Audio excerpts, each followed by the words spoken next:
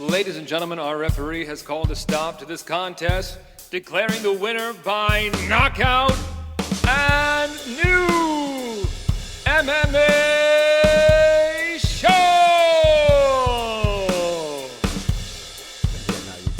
Okay, here we go. Greetings, ladies and gentlemen, and welcome to another exciting round of and new MMA show. I am your host, Michael Hansen, and I do historic things with microphones because I am a ring announcer and MMA cage announcer. And I am joined this week, as I always am, by my two friends who bring MMA punditry to new heights. Introducing first, wearing the black hat backwards in a yellow shirt, he is the man from New York, Mark Priaulx. What's going on, buddy? What is up, boys? I am excited about our little new recording setup here. Hopefully we look and sound even sexier than before. And yeah, ready to do the thing. All right, and introducing next from Florida, the Sunshine State, Omar, the Nicaraguan Nightmare, Artola. What's up, buddy? What's going on? If you didn't know, The Batman came out this past weekend. Your boy has seen it twice. I'm about to go see that shit again. I heard it was good. I heard it was horrible.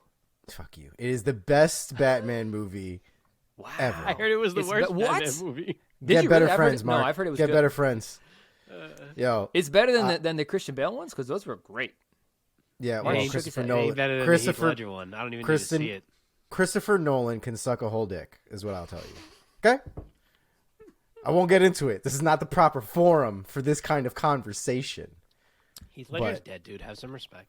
Heath Ledger was the best thing that came out of the Nolan movies. That Dark Knight movie, for the record, is only good because Heath Ledger was in it, not because of fucking Batman. Wow.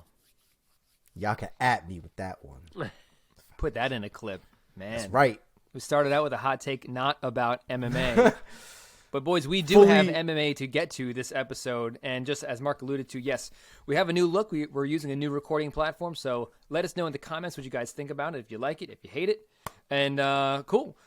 This show, as we always do, we're going to start with our first segment on the marquee. Then we're going to keep recapping some events from this past weekend's UFC pay-per-view. We're going to throw a bunch of the fights into our lightning round. We're going to find out who rose and who fell in our very own ranking system. Then we're going to dive inside the headlines, going inside the MMA sphere. And then we're going to talk about the future. This coming weekend, we have 3 different fight cards from different promotions, that being ONE FC, Bellator, and UFC. So a lot to get to. And, of course, we're going to end with a little bit of trivia. So, gentlemen, before we get into any of that, to our audience, dear audience, thank you so much. Please, guys, if you're watching this right now and you know somebody who's into MMA and may not know about our show, share this video with them or this podcast. If you're on YouTube, go ahead and subscribe. Hit that like button. It helps us out so much. Drop a comment below with any feedback you have, any comments, concerns, and any questions you have. Find us wherever you get your podcasts. And, of course, follow us on social media at @andnew_MMA show in all the places. All right, let's get into this. This week, the name on the marquee has got to be Colby Chaos Covington, who this past Saturday night at UFC 272, Covington versus Masvidal at the T-Mobile Arena in Las Vegas, defeated Jorge Gamebred Masvidal by unanimous decision, earning a 49-46, 50-44, and 50-45 on the judges' scorecards. Mark, let me throw it over to you first. What is your reaction of Covington's big win over Masvidal? Sometimes I get things wrong on this show. Sometimes I get things right. And sometimes I predict the future for you guys as if I have a crystal ball. And this one was the latter. I said I don't see how Jorge could keep Colby off him. I said that he'd be dangerous and land some, but that Colby's chin would hold up. I said there'd be a lot of takedowns, clinch work, Jorge getting taken down, getting up against the cage, getting dragged down again, looking frustrated. I said he wouldn't have enough room to work, and that as the fight went on, the takedowns would get easier and easier. I said he'd start to mentally wilt as the fight went on, and boy, if all that is not exactly what we watched on Saturday night. Colby went about that fight in the exact fashion that I thought he would. I had a lot of friends who were disappointed that we didn't see more of a swing and bang, blood and guts type war after all the buildup. But I never expected that. There was no reason for Colby to risk that type of fight, and he never implied that he would either. He always said he'd take Jorge down, drown him, make him break, and he backed that up. When he got his chances, like in round 3, he was absolutely trying to pour it on. But a lot of times that they were in like a stalemated type position, it wasn't because Colby wasn't going for it. It was because Jorge does have really good takedown D and really good defensive grappling. But he absolutely wore Jorge down as the fight went on. He did not let him breathe. By the time Jorge finally landed a good shot in round 4, he could barely even follow up because his body just couldn't do it. The pressure and the pace of Colby Covington is just too much for most people, Jorge included. And I didn't think he looked flat, like he said. I think Colby's just better. No one wants to give Colby credit, but the fact of the matter is that he would be the champion if Kamaru Usman didn't exist. And he's pushed him more than anyone else so far. And he's one of the best fighters in the sport. And he showed it again on Saturday night. Omar, let's bring you in here. What was your reaction to this win of Covington over Masvidal? So, I mean, this is... I think the thing that's been frustrating about all the post-talk about this fight is the criticism of Jorge Masvidal, as if somehow it wasn't known that this was him trying to pull a fucking rabbit out of his hat, right? Like, Colby's been wrestling, and Jorge acknowledged this and knew this, obviously, before all this went down. Colby's been wrestling since he was a child. Yeah. That's what he does, right? He hasn't stopped wrestling. I think he's been living the wrestler's lifestyle since he was a child, all the way through his MMA career. What he's had to learn and pick up from there is his striking, which, for being, like, I think his, I don't remember who it was now, but they were giving him props on his boxing and stuff like that. I'm personally not super impressed with his striking. If he was just striking, I think a lot of those fights will probably end up going very different ways. The thing that impresses me about Colby is the pace that he's able to keep, the volume he's able to throw. But, like, if you look at somebody like Max Holloway, who also employs a lot of volume, you can't tell me you don't see a significant skill difference in what he does and with what Colby does. Both volume strikers, both significantly different when we talk about the actual technique that they employ. Because as soon as Colby gets put in a position where that boxing starts to not work for him, or people start to crack him, or people start to duck under his punches or whatever, Colby goes for a shot. And that's his bread and butter. That's how he works. That's how he fights. Whenever there's that gap or that opportunity to get his ass, he's underneath and around your legs in that moment. Yeah. And we saw a lot of that in those exchanges. The later on, the rounds as they went later on, it was super frustrating to watch because you could see, in my opinion, all the holes that Colby presents in the middle of a fight. But it didn't matter because Jorge had zero gas to do anything about it by that point. And I think that's also part of Colby's game. Is obviously just wear people out, wear them down until they just can't do anything. Jorge was able to crack him a few times. I think he dropped him at least once. It might have been twice. But the one happened in the 4th round was significant. And under normal circumstances, Jorge probably would have killed him. But he was gassed. He literally didn't even move once he cracked him because he couldn't. Well, and that is a testament he'd been getting beat up for 20 minutes. But it was the gas more than anything, though, right? Like, the volume is annoying, and there's, he's not going to... It's not like he didn't take any damage. But if you look at how many strikes were thrown versus the damage that he took, it's night and day difference in what Jorge can present to Colby when it comes to that kind of damage that you can get off of one hit. But again, just the volume was just way too much. I hear you that there are other fighters in the welterweight division who... Of course, you could say comparing striking to striking are far better. I mean, I think of like Wonder Boy, even Masvidal himself. If it was if they fought in a kickboxing match, it'd be a much different story potentially. Yeah, for sure. But in MMA, what I'm seeing from Covington is that he is putting himself up there. Anybody who gets to the top of their division, who employ wrestling as sort of like their main thing, as part of their identity. I think of Cormier, I think of Khabib, I think of Cain Velasquez. Shout out to Cain Velasquez, my man. What these guys do is they put it all together so well. They transition from striking to grappling to clinching back to striking on their terms so well. And I see Covington do that. And, of course, like many of those guys, because he's so confident in his wrestling, and he knows that his opponent, generally speaking, other than maybe a guy like Usman, his opponent generally isn't going to want to grapple with him, isn't going to want to sprawl with him, that lets him open up his hands even more and maybe take more risks and go right ahead and stand right in the pocket because he's like, what, are you going to shoot on me? No, you're not. You're waiting for me 100%. To shoot on you. So, I mean, I got to give Covington props, man. This guy is such a tough out for anybody in this division in welterweight. Yeah. How are you going to beat this guy? I mean, he's so good pretty much everywhere. I mean, yes, Omar, I agree with you to an extent, and I think he's not the best striker at welterweight, but clearly he doesn't have to be, though. I guess my point is he doesn't have to be. That's really my point. He has upped his striking to a point where it's really effective for him because of what Mike just described. Because of his whole game, he was able to get his striking to a point where, because guys are thinking about the takedown and the clinch and being grabbed, that his striking has actually become effective now. That's really where I was trying to go to as well. Is it's the mental game as well. Like, Colby's talk literally does nothing. Like, I can't imagine people just not laughing at him when he's trying to talk shit to them. Like, I don't think that affects people at all. What does affect people is the eliteness of his wrestling. And the fact is, when they're in there and they have to fight him, the first thing on their mind, I would have to imagine when they reach the center of that octagon, is, when the fuck is he going to shoot on me? Yeah. When is that shot going to come? And that thought stops people from throwing hooks. That thought stops people from throwing leg kicks. That thought stops people from playing their game. And they start employing almost like a defensive version of their game, where they'll try to get their hits off, but they always need to be on their toes for this eventual shot that you can't really stop. Mm-hmm. And that mental warfare, whether Colby employs it, intentionally or not, it's there. His game makes it be there.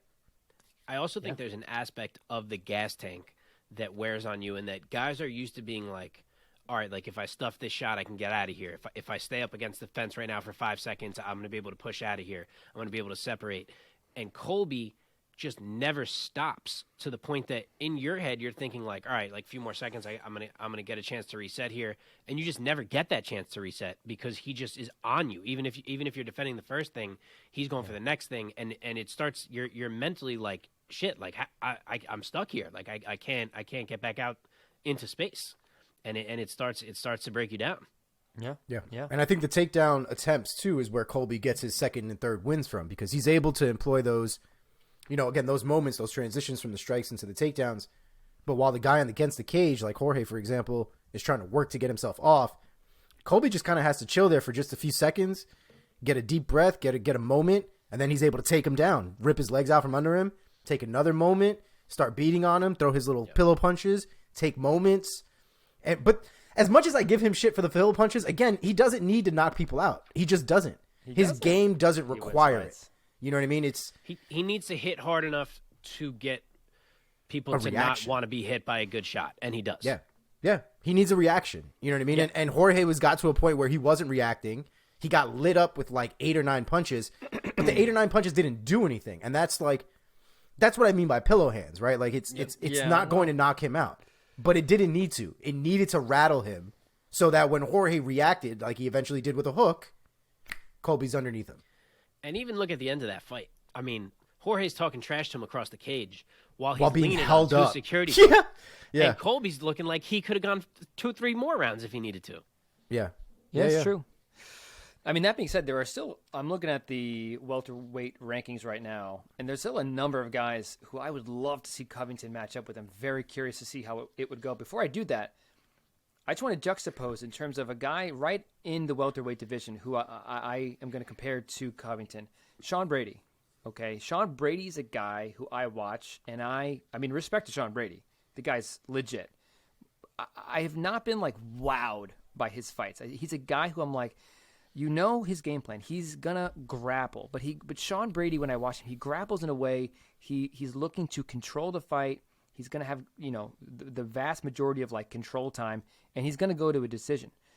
With Covington, there is more danger than a guy like a Sean Brady. Sean Brady, to me, he's only looking to strike to wrap his arms around you and to kind of like, I don't know. I don't want to say hug you. I feel like it's a little insulting to a guy like him who's climbing up the rankings.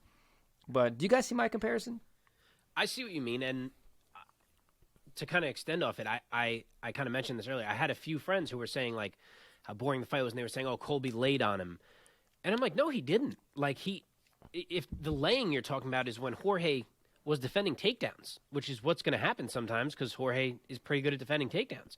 Like anytime Colby had a chance, he was trying to dig chokes. He got on top. He was trying to rain punches down. Like whenever he could go for it, he was going for it. When he never made the choice to say like, oh, I'm going to lay right now. He never did that. Right. And to Jorge's credit, Jorge, I think, was on flat on his back maybe twice in that fight. Yeah, that's what maybe I mean. twice. He did. It sounds funny, but he did pretty well defensively. Yeah. He did. It's this shit. This matchup was a terrible matchup. Yeah. Nobody disagreed that this was a At the end terrible of the day, matchup. This yes. wasn't a secret. Like this, for the casuals, that may not have been known. Like this may have been a surprise that fight was going to go the way that it went. Everything on paper told you that was exactly how that. I mean, Jorge needed a miracle shot. Jorge wasn't going to. He almost got it. He almost got Yeah, it. he did almost. He did. He did. But he was never going to outpoint him. What's that? Mark? I just said if he had more gas at that time, who knows? Yeah, maybe. If I mean, it was Colby's harder got a chin, punch. so I don't know. That's but true too. And Jorge also can just about Sean Brady, my man, he is undefeated. He's 15-0 as a pro, so respect to him. I don't mean to throw shade on his name. No, I know what you mean, though. Remember how frustrated I was with his last fight with Michael Chiesa because I felt like he did nothing other than lay on him. So, yeah, I totally get what you mean. Yeah. Well, let's transition now to talk about what's potentially next for these two welterweights. Let's, of course, start with the winner with Covington. Omar, let me start with you. Looking at the landscape of the upper echelon of welterweight in the UFC, there are still names out there that Covington has not fought yet. Who would you be most interested or intrigued to see Covington go up against next? So I'm at a point now where I'm trying to figure out who's actually going to beat him. There's a couple of fights that intrigue me as far as people who are potentially good enough to beat this kid. People keep screaming out Vicente Luque. I think Vicente Luque gets eaten up, personally. No, I don't. I think that's a great fight. I think it'll be interesting. I do think he gets eaten up by all of it. Bilal Muhammad is the one that I think at this point surprises me that I'm not as concerned for him as I am for Vicente Luque. I mean, bully Bilal, the new Bilal. That whatever he did to change his game, I'm assuming the game was changed. I'd never seen him fight like that in my life, but when I saw him fight that way, I immediately thought that he might be a problem for Covington because if he can't stop that wrestling, Bilal's hands will put him out. I really truly believe that. And I don't think he has to work the same way that Jorge does. That wrestling, I think, comes a little bit more naturally to him than I think it does to Jorge. But obviously something we'd have to see. And to be honest, I know Chimaev has a fight lined up now with Gilbert Burns, but I think Chimaev will murder that kid. That's a matchup right there. All right, Mark, what about you? What do you think? What do you see next for Chaos? So, yeah, obviously there's a ton of high-level welterweights that he has not fought, oddly enough. The ones you mentioned, Burns, Luque, Bilal, Chimaev, if he really is that level, we're going to find out. Leon Edwards. He hasn't fought any of those guys. I personally love the Dustin Poirier fight. If you remember, it's the fight I suggested for Dustin when he lost to Charles that I thought should be his next fight. Now Colby's pushing for it. I know Dustin was not interested. I know Dustin wanted to fight Nate, and maybe that's still the case, and maybe this doesn't have a chance of actually happening. But with Colby pushing for it now, who knows what happens? Now his boy Jorge lost. Maybe he wants to avenge him. I love that fight. It's the fight I wanted for Poirier when we tried to match him up after the Oliveira loss. I think the fact that Colby has lost twice already to Usman makes me want to keep him out of fighting like a number one contender right now at welterweight. He can certainly fight Usman again down the line, but I think it's better to wait a little bit and let him build if we are going to have a third fight with them. And to me, the UFC already has like a ready-made tournament in welterweight right now that doesn't involve Colby. You have Burns Chimaev happening, and you have Luque Bilal happening.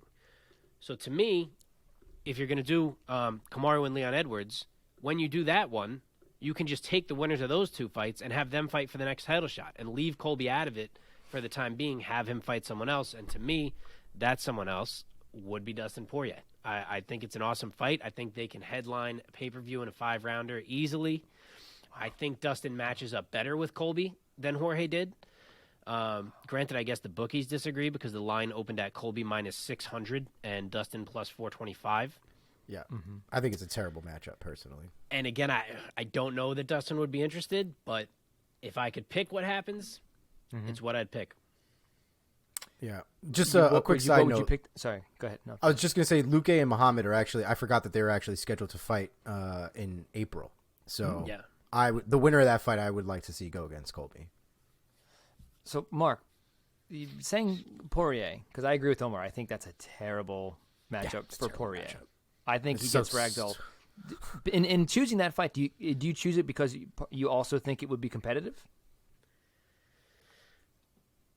I just choose it because I think it's the most interesting thing Dustin Poirier can do right now. From a Poirier standpoint, okay. Stage of his career. He doesn't want to make the cut to 155 right now. Maybe he will again, depending how things shake out, but it seems like right now he's not interested in it.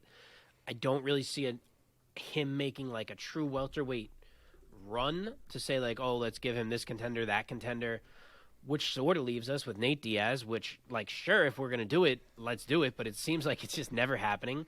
So then I'm like, all right, we got a built-in grudge match. I'm sure there'd be hype around it, trying to avenge his boy Jorge. Yeah. I think it's a cool fight. I'd be hyped for it. I really would. It's a cool fight. I would be hyped for it. I just see it as a long night of Poirier also getting just kind of dominated on the ground. Poirier is a good enough grappler. Yeah, he's a better grappler. I think, but he's a good enough grappler to just defend all night. I think the size difference is too crazy to me. You're talking about a guy who had cut down to 145, who you also got to remember they're going to be cutting weight. Poirier's probably not going to be cutting as much weight. Poirier's 5'9", Colby's 5'11". His frame is a little bit bigger. Like, Colby will probably be in the 180s, if not close to 190, by the time that goddamn fight happens. I think Colby is 2 or 3 inches taller. He's 5'11". Poirier's 5'9". He's listed at 5'9". Yeah, so 2 inches of height. It's like, come on, just 2. Yeah, but 2 inches that are going the Colby's wrong way. Colby's reach is 72. Poirier's reach is 72. Poirier's been saying for a while that he struggles with that lightweight cut, man. I don't think they're so dissimilar. Okay. I don't think so. I mean, I could be wrong, obviously. Listen, I would pick Colby, but Dustin is a better grappler, and I think Dustin excels much more in striking in tight spaces in comparison to Jorge, who I think needs the room to be the lunging type of striker. I would agree that Dustin is definitely a better boxer overall from both of them. But I don't know if I would buy that he's a better grappler overall from Colby. You know what? No, not a better grappler than Colby. He means Masvidal. Sorry, viewers, if that was misconstrued. I'm not saying that. I'm saying Dustin's a better grappler than Masvidal. Yes. Oh, yeah, sure. And a better striker in close space than Masvidal. Yeah. I'm not saying he's a better grappler than Colby. No, which is why I'd be picking Colby. I'm just saying I'm interested in the fight. If that fight gets made, I'm not going to watch it. That's I'm kidding. Fucking I'm lie. freaking kidding. All right. If that fight gets made. Just one last note. If you're going to match Colby up with one of these top welterweights, it can't be winner gets the title shot. Like, he has to be fighting whoever the other is. You know what I mean? Like, say Belal wins and friggin' Chimaev wins. Let Belal fight Chimaev and give Colby, like, Burns or Luke. You know what I mean? Don't put Colby where he's loser of those fights. Because if he wins again, I feel like you can't do Usman again this quick. You got to delay a little bit. Okay. Yeah, especially because he hasn't fought in any of these guys. He has to. At this point, you've got to fight the rest of the division. Yeah. Yeah. All right. If that fight gets made, I would love to talk about it more. But for now, let's move on. I want to talk about where we think Masvidal might go from here. All right, Mark, you go first. It's difficult. The guy is one of the biggest stars in the sport. I think I read the other day that he's now the third highest paid athlete in the UFC behind Conor and Izzy. Wow. And he's lost 3 in a row, and you don't want him to lose a 4th in a row. I think you 100% have to match him up with a striker who is not looking to wrestle at all. Of course, if Poirier isn't fighting Nate, because he maybe takes that Colby fight, you could certainly go with Jorge Nate too, which would make plenty of sense. But if not that, you definitely got to look down the line a little bit, and I think you go Wonder Boy. It carries risk for sure, but at least it's a striker versus striker. Mm-hmm. And I just don't know how much you can really move Jorge down the line without fans saying, like, what are we doing here? Like, I don't think you can do, like, Jorge versus Santiago Ponzinibbio to make sure Jorge comes out with a W, because people are going to be like, what the hell kind of matchup is that? So there's going to be risk involved, whoever it is. I think Wonderboy maybe is like the safest option to try to get Jorge a W here. Omar, what do you think? You think him trying to avenge his loss to Wonderboy is the way to go? Yeah, I mean, Mark makes a valid point. You're going to throw somebody out of the top 15 at this point, because those were really, to me, that's where really a lot of the fun fights are. Daniel Rodriguez versus Jorge Masvidal, to be honest, sounds like a great fucking time, like a great time. But like, I don't know where he's ranked there, but he's out of the top 15. You know, Lawler would be great, but then that's Lawler, kind of. I mean, and I think Lawler doesn't have to follow the rankings when it comes to that kind of stuff. I think Lawler carries a name that if he fights Jorge Masvidal, that's good enough. You know what I mean? I totally agree, but my fear there is that if you put him in a cage with Robbie Lawler, you put the feel on Masvidal that he's older because you're matching him up with a Robbie Lawler. And he actually, he is really 37, but he's such a big star that I feel like you don't want that feel on him. You know what I mean? Yeah. Yeah, I mean, but the reality is he's kind of at a crossroads now because he is on the wrong side of 30. What is the reality that he's going to get significantly better? He's already had that moment in his career where he made a turn to do something significantly better than what he was doing before, and now we've kind of reached the pinnacle of that. I think you want to be able to pull as much money out of him as you can. So you try to match him where he gets a win. You hope he can beat someone like a Wonder Boy. And then you can say, I mean, unless Leon Edwards becomes the champion, but you can say okay, Jorge Leon grudge match. And that's not really a wrestler either. Obviously Leon can wrestle, but he probably just would choose to strike. And maybe Jorge could win that. And boom, you're right back with huge star Jorge Masvidal. Right. I mean, definitely from a promotional standpoint, yes. Masvidal's 37. By the next time he fights, he very likely might already be 38. I mean, we're talking a guy who's one of the biggest stars in the sport, like Mark said, who's going to be pushing 40 soon. And he's at a lighter weight. I think he signed a 4-fight deal. Wow. So I didn't see how many fights it was. I might be making that up, but I feel like that's what's in my head. So you want to make sure you get value here. Yeah. The other thing I would bring up is, I don't know if we joked about it. I feel like I wanted to make a joke about it. I don't know if I sent it to you guys, but I was joking that Henry Cejudo is helping everybody and their mother out, but Jorge Masvidal. I don't know if I told you guys this, but I just saw today that that Henry Cejudo had reached out to Jorge Masvidal dude, let me help you because you're way too good to be losing these fights. Way too good. And I agree. I think there are a lot of small technical things that Jorge does that pisses me off that cost him more than it should.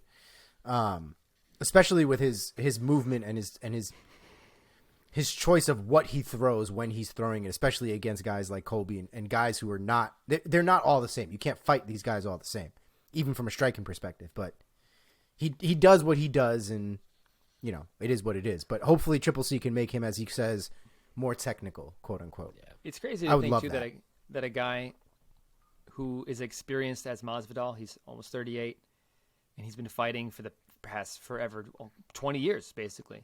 The guy, my man has a PhD in fighting. He knows so much about everything. It's crazy to think that he has even more to learn, but that's crazy. I mean, I also wonder, he got really knocked out cold by Usman not too long ago, and the guy's almost 40. It's man. Oh, there's risk. There's yeah. risk. Yeah, and he's not going to wrestle Wonder. Say that is the fight they make. It's not like he's going to wrestle Wonder Boy, so Wonder Boy's going to get to stand there and strike too. For all Wonder Boy knocks him out, and then we're like, oh, that's kind of the end of Jorge Masvidal. Yeah. I think the other thing too that's really interesting is, Jorge Masvidal seems to have this sort of attitude that even at this age, even at this point, he's still game. He still wants to get in it. And I think he was talking about in an interview that until kids are beating his ass in the gym, he's still confident that he could do what he needs to do inside of the octagon. But once it gets to the point where the younger kids are starting to, style on him, it might be time to hang him up. Yeah. All right. Well, let's put a bow on that one for now. Congrats to Colby Covington for being on the marquee this week. Big win over a big star, Masvidal. Let's keep on marching down this card, guys. In the co-main event in the lightweight division, actually had a catch weight of 160 pounds because of a late replacement. Rafael dos Anjos, he beat the brakes off of Renato Moicano and a unanimous decision. He earned a 40. Let me read this the right direction here. 49-45, 49-44, and 50-44 on the judges' scorecards as a reflection of just how one-sided this affair was. Omar, let me start with you this time. What was your reaction as you watched this 5-round co-main event unfold? Yeah, I wasn't sure if it was going to be 50-43, to be honest, by the time that fight was over. That fight should have been called long before we got to the decision. I actually thought it was the corner's responsibility to end that fight, personally. Mark, during the time, at the time of the fight when Mark and I were texting, Mark was like, they should have called that fight as soon as, there was a big knockdown, a lot of ground and pound going on for quite some time. I can't remember what round it was. That fight just got so blurry with I think it was the violence third when from his RDA. head was like bouncing off the canvas. Yeah, I mean, Moicano is way too tough. He's too tough for his own good. He took a wild amount of damage in that fight. I hate more that he took all that damage off of a short notice fight. I think that's the part that really bugs me personally. Is he just came off of a fantastic performance, and then 10 days later is getting mauled by RDA. And who knows if a fight with RDA with a full camp would have been different than him essentially kind of making a quick turnaround. It is what it is at this point. Moicano rolled the dice and it didn't work out for him, but Jesus Christ. I mean, that was as violent as fights come. Yeah, for sure. Mark, did you think that fight should have been stopped?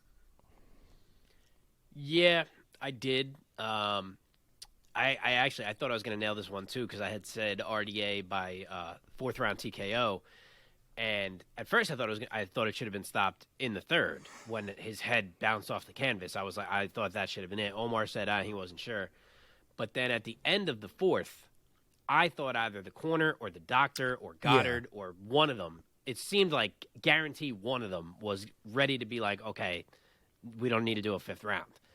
And I was like, I'm going to get – and I had bet RDA by knockout, so I was like, give it to me, come on. So I thought I was going to nail that one too, 4th round finish. And, of course, he comes out for the 5th. So I was like, man, I can't believe they're letting him go back out there. Yeah.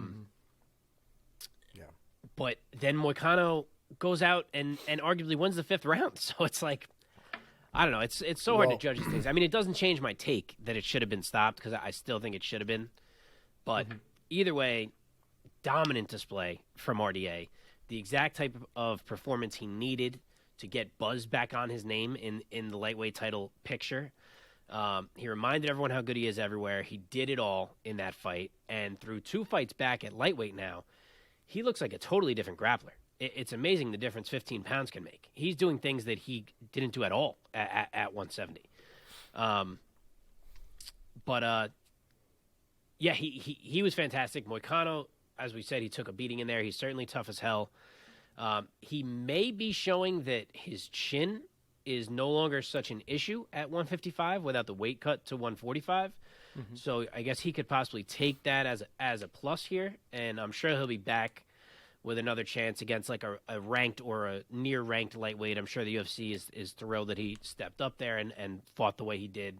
But yeah, that was RDA's night. All about him. He looked great. There was an interview that RDA did with Ariel where he was talking about having taken the foot off the gas in the 5th round, partially because, or it seemed like mostly because he knew he was up 4 rounds. I think everybody knew he was up 4, maybe even more than that considering the 10-8 round. But he knew he was up, and he just didn't want to take any risks. It's hard for me to believe that he also didn't, because he was really pissed off about the fact that no one called that fight. Which, if you were watching that fight, by the end of the 4th round, like, that fight needed to be stopped, And he was like, the 5th round, Moicano definitely had his best round. Obviously, he quote arguably won that round, right? I didn't think he did personally, but it's definitely an argument that could be made.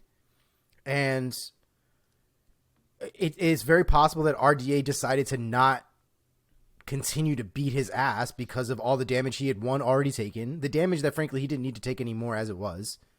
And he had already won the fight. It just sucks that everybody gets put in these weird positions that they don't need to, like, that shouldn't be RDA's responsibility. You know what I mean? Yeah. RDA shouldn't be putting himself essentially in danger to not beat this guy's ass, which is what he's supposed to be doing in this moment. The corners need to be more responsible with this nonsense. Like, they're going to get somebody killed off of anything can happen. You could do it. And, like, I get it. We've seen crazy shit happen in the past. We've seen guys come back from beatings and win and stuff like that. We're not saying it doesn't happen. But there needs to be some sort of accountability for when this is a good idea. You got to know when your guys are okay, when it needs to just be done. Because, like I said, man, Moicano is tough. And we shouldn't take anything away from Moicano. And it shouldn't have been Moicano's responsibility to quit at all. Yeah, it was like right on the line there for a few times. It was a tough one, man. I feel like it's more common in boxing for corners to throw in the towel to protect their guy. 100%. I think it's part of the culture. Yeah, I was just gonna say MMA still has this sort of tough guy culture aspect to it, where, man, corners, they have to do a better job of protecting their guys.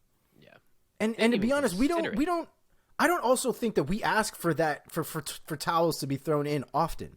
I don't think we sit here like every week and like should have thrown in the towel. Right. It happens very rarely, but when it should happen, it doesn't, and it's infuriating.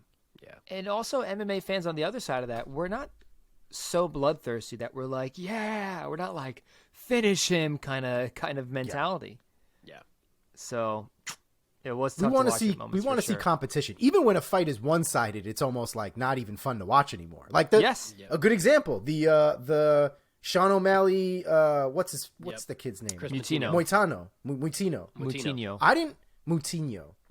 I did not care for that fight after a certain round. I probably still butchered that kid's name. It's like, but after a certain point, it just wasn't fun anymore. It was just watching a kid get beat on. It was crazy. Right. And that's another example that fight just kept riding on that edge. Moutinho kept throwing back, and it was advancing. Yeah. But he wasn't going to win. He wasn't winning in those exchanges. Like where's the corner? Like how big did his face need to get before the corner was like, this is probably not healthy? That was a fight, though. Not. I think it was Herb Dean, though. I think in the 5th. Didn't Herb Dean step in? He did. That was a TKO. Yeah, but at that point, he did it with like 10 seconds left. It was only 3 rounds. 30 seconds. Oh, right. But it should have happened at least a round and a half before then. I mean, the kid was getting lit up for forever in that fight. But if you recall, and we're getting a little far afield from talking in UFC 272, then that's Herb Dean's stoppage with about 30 seconds left on the clock, which now my memory is jogging. That unleashed an entire debate for the next week of like so many talking heads being like, he should have been allowed those last 30 seconds go out on his shield, and the other side being like, it doesn't matter if there's 1 second left on the clock. The referee should not be considering the time left in a round as to whether or not he stops the fight. And I thought he should have been allowed to go out on his shield. There you go.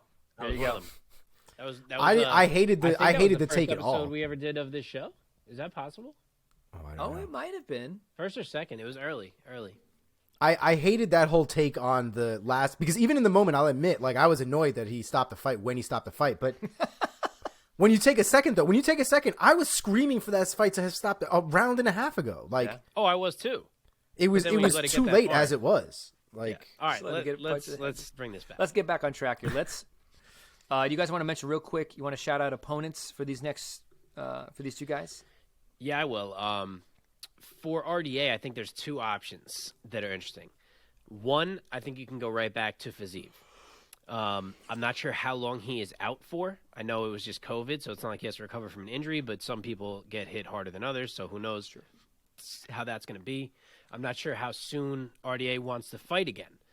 So if he's down to fight again very soon, I guess he didn't take that much damage. Maybe you go right back to the Fiziev one.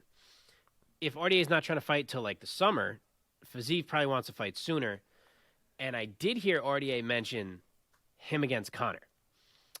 And I've been trying to think who I think is the best comeback fight for Conor, assuming it's not for the friggin' title like he is constantly saying, which, God, I hope not. Yeah. I kind of love the RDA idea. Like, I really do. There's a lot of history there between the two of them. I think Conor could certainly beat RDA, but I also think that RDA's grappling is a big test to show where Conor's at. I kind of feel like it's like almost the perfect litmus test for, can Conor still be a champion? Because if he can beat RDA, I think the answer is yeah, he could if things break right. And if he can't, I think it's kind of safe to say, like, all right, he needs to be in fun fights, and that's that. So I kind of love that idea. Omar, quickly shout out your 2 opponents for both RDA and Moicano. Yeah, I don't really know. RDA, with the RDA pick, I would definitely go with Conor. I know he's been talking about it. Conor definitely needs a comeback fight that makes sense. I would love to see the build up to that fight because there is so much history. If you guys don't remember, that's where Red Panty Night came from. That's right. Like, that's right. That was the same press conference where we had the, who the fuck is that? Like, this was, I mean, these were prime Conor moments. You know what I mean? Like, this was at the height of Conor. Yeah. And RDA broke his foot, and it was a balloon, and, you know, we had to move on from that fight, and it never got made again. Like, Conor started making all these crazy-ass fights. Nate Diaz got in the mix. Floyd Mayweather happened, and, like life just got in the way from that fight. But that fight is, I don't know, at least at this point, 4 or 5 years in the making. Like, let's get it done. Yeah. It terrifies me now for him to fight RDA. You had asked me this 5 years ago, I would have told you with a straight face that RDA was about to get slept. Yes. Because he would have.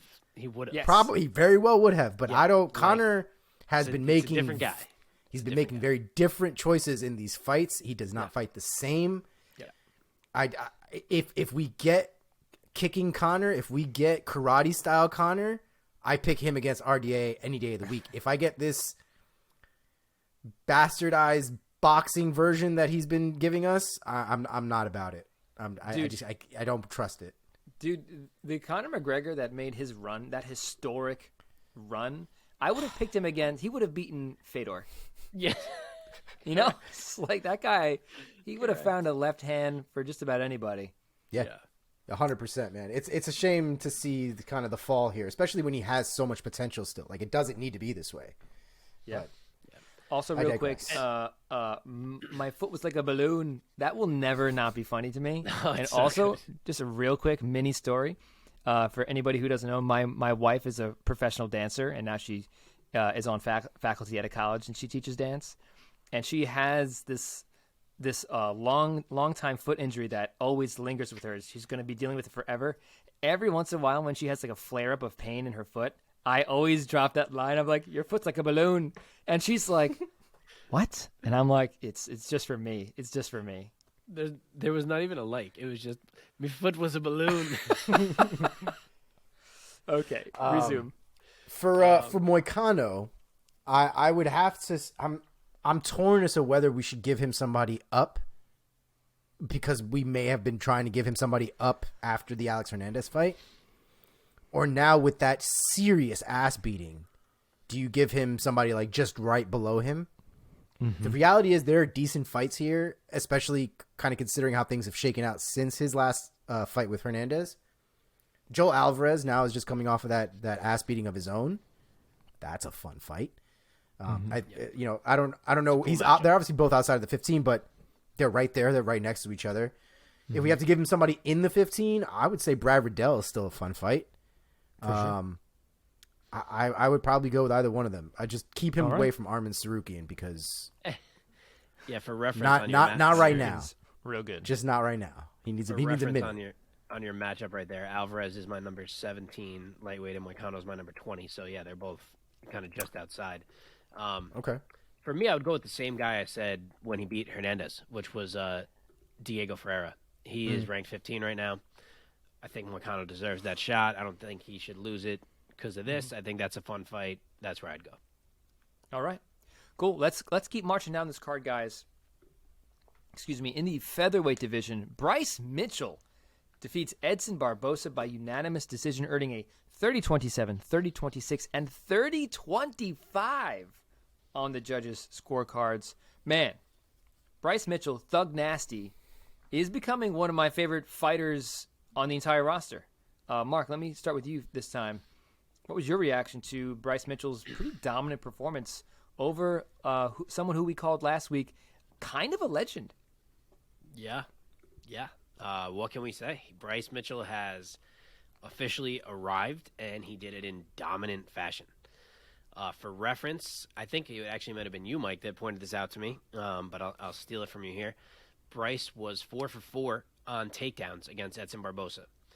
Khabib himself needed 13 attempts to land the 4 takedowns he got against Edson Barboza. So I don't know exactly what that says, but it certainly says something about how legit Bryce Mitchell is. Yeah. He waded through the danger. He even dropped Edson on the feet at one point. He dominated him on the ground. Edson honestly looked helpless at times in there. And it feels crazy when we're talking about this farm boy from Tough who lost in the semis to Brad Katona. But I think it's time we start looking at Bryce Mitchell as a title threat. I mean, he is up there with the elite of the elite now, and it ain't going to be easy. The top of this division is really talented, but if he's doing that to Edson, who's to say he can't do that to some of these other guys? And I can't wait to see him try. Omar, what was your reaction to Thug Nasty Bryce Mitchell getting it done over Barboza? I think Mark remembers me texting during this fight. I was fucking livid.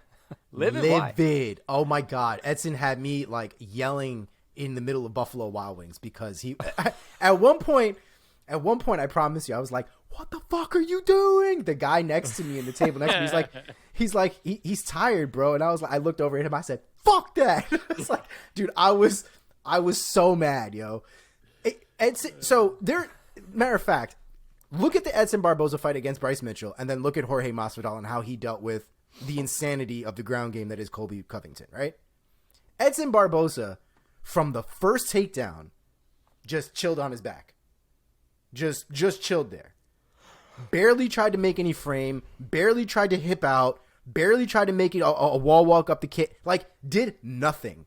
And he proceeded to do that for 3 rounds. Like, I wanted to throw something through the TV.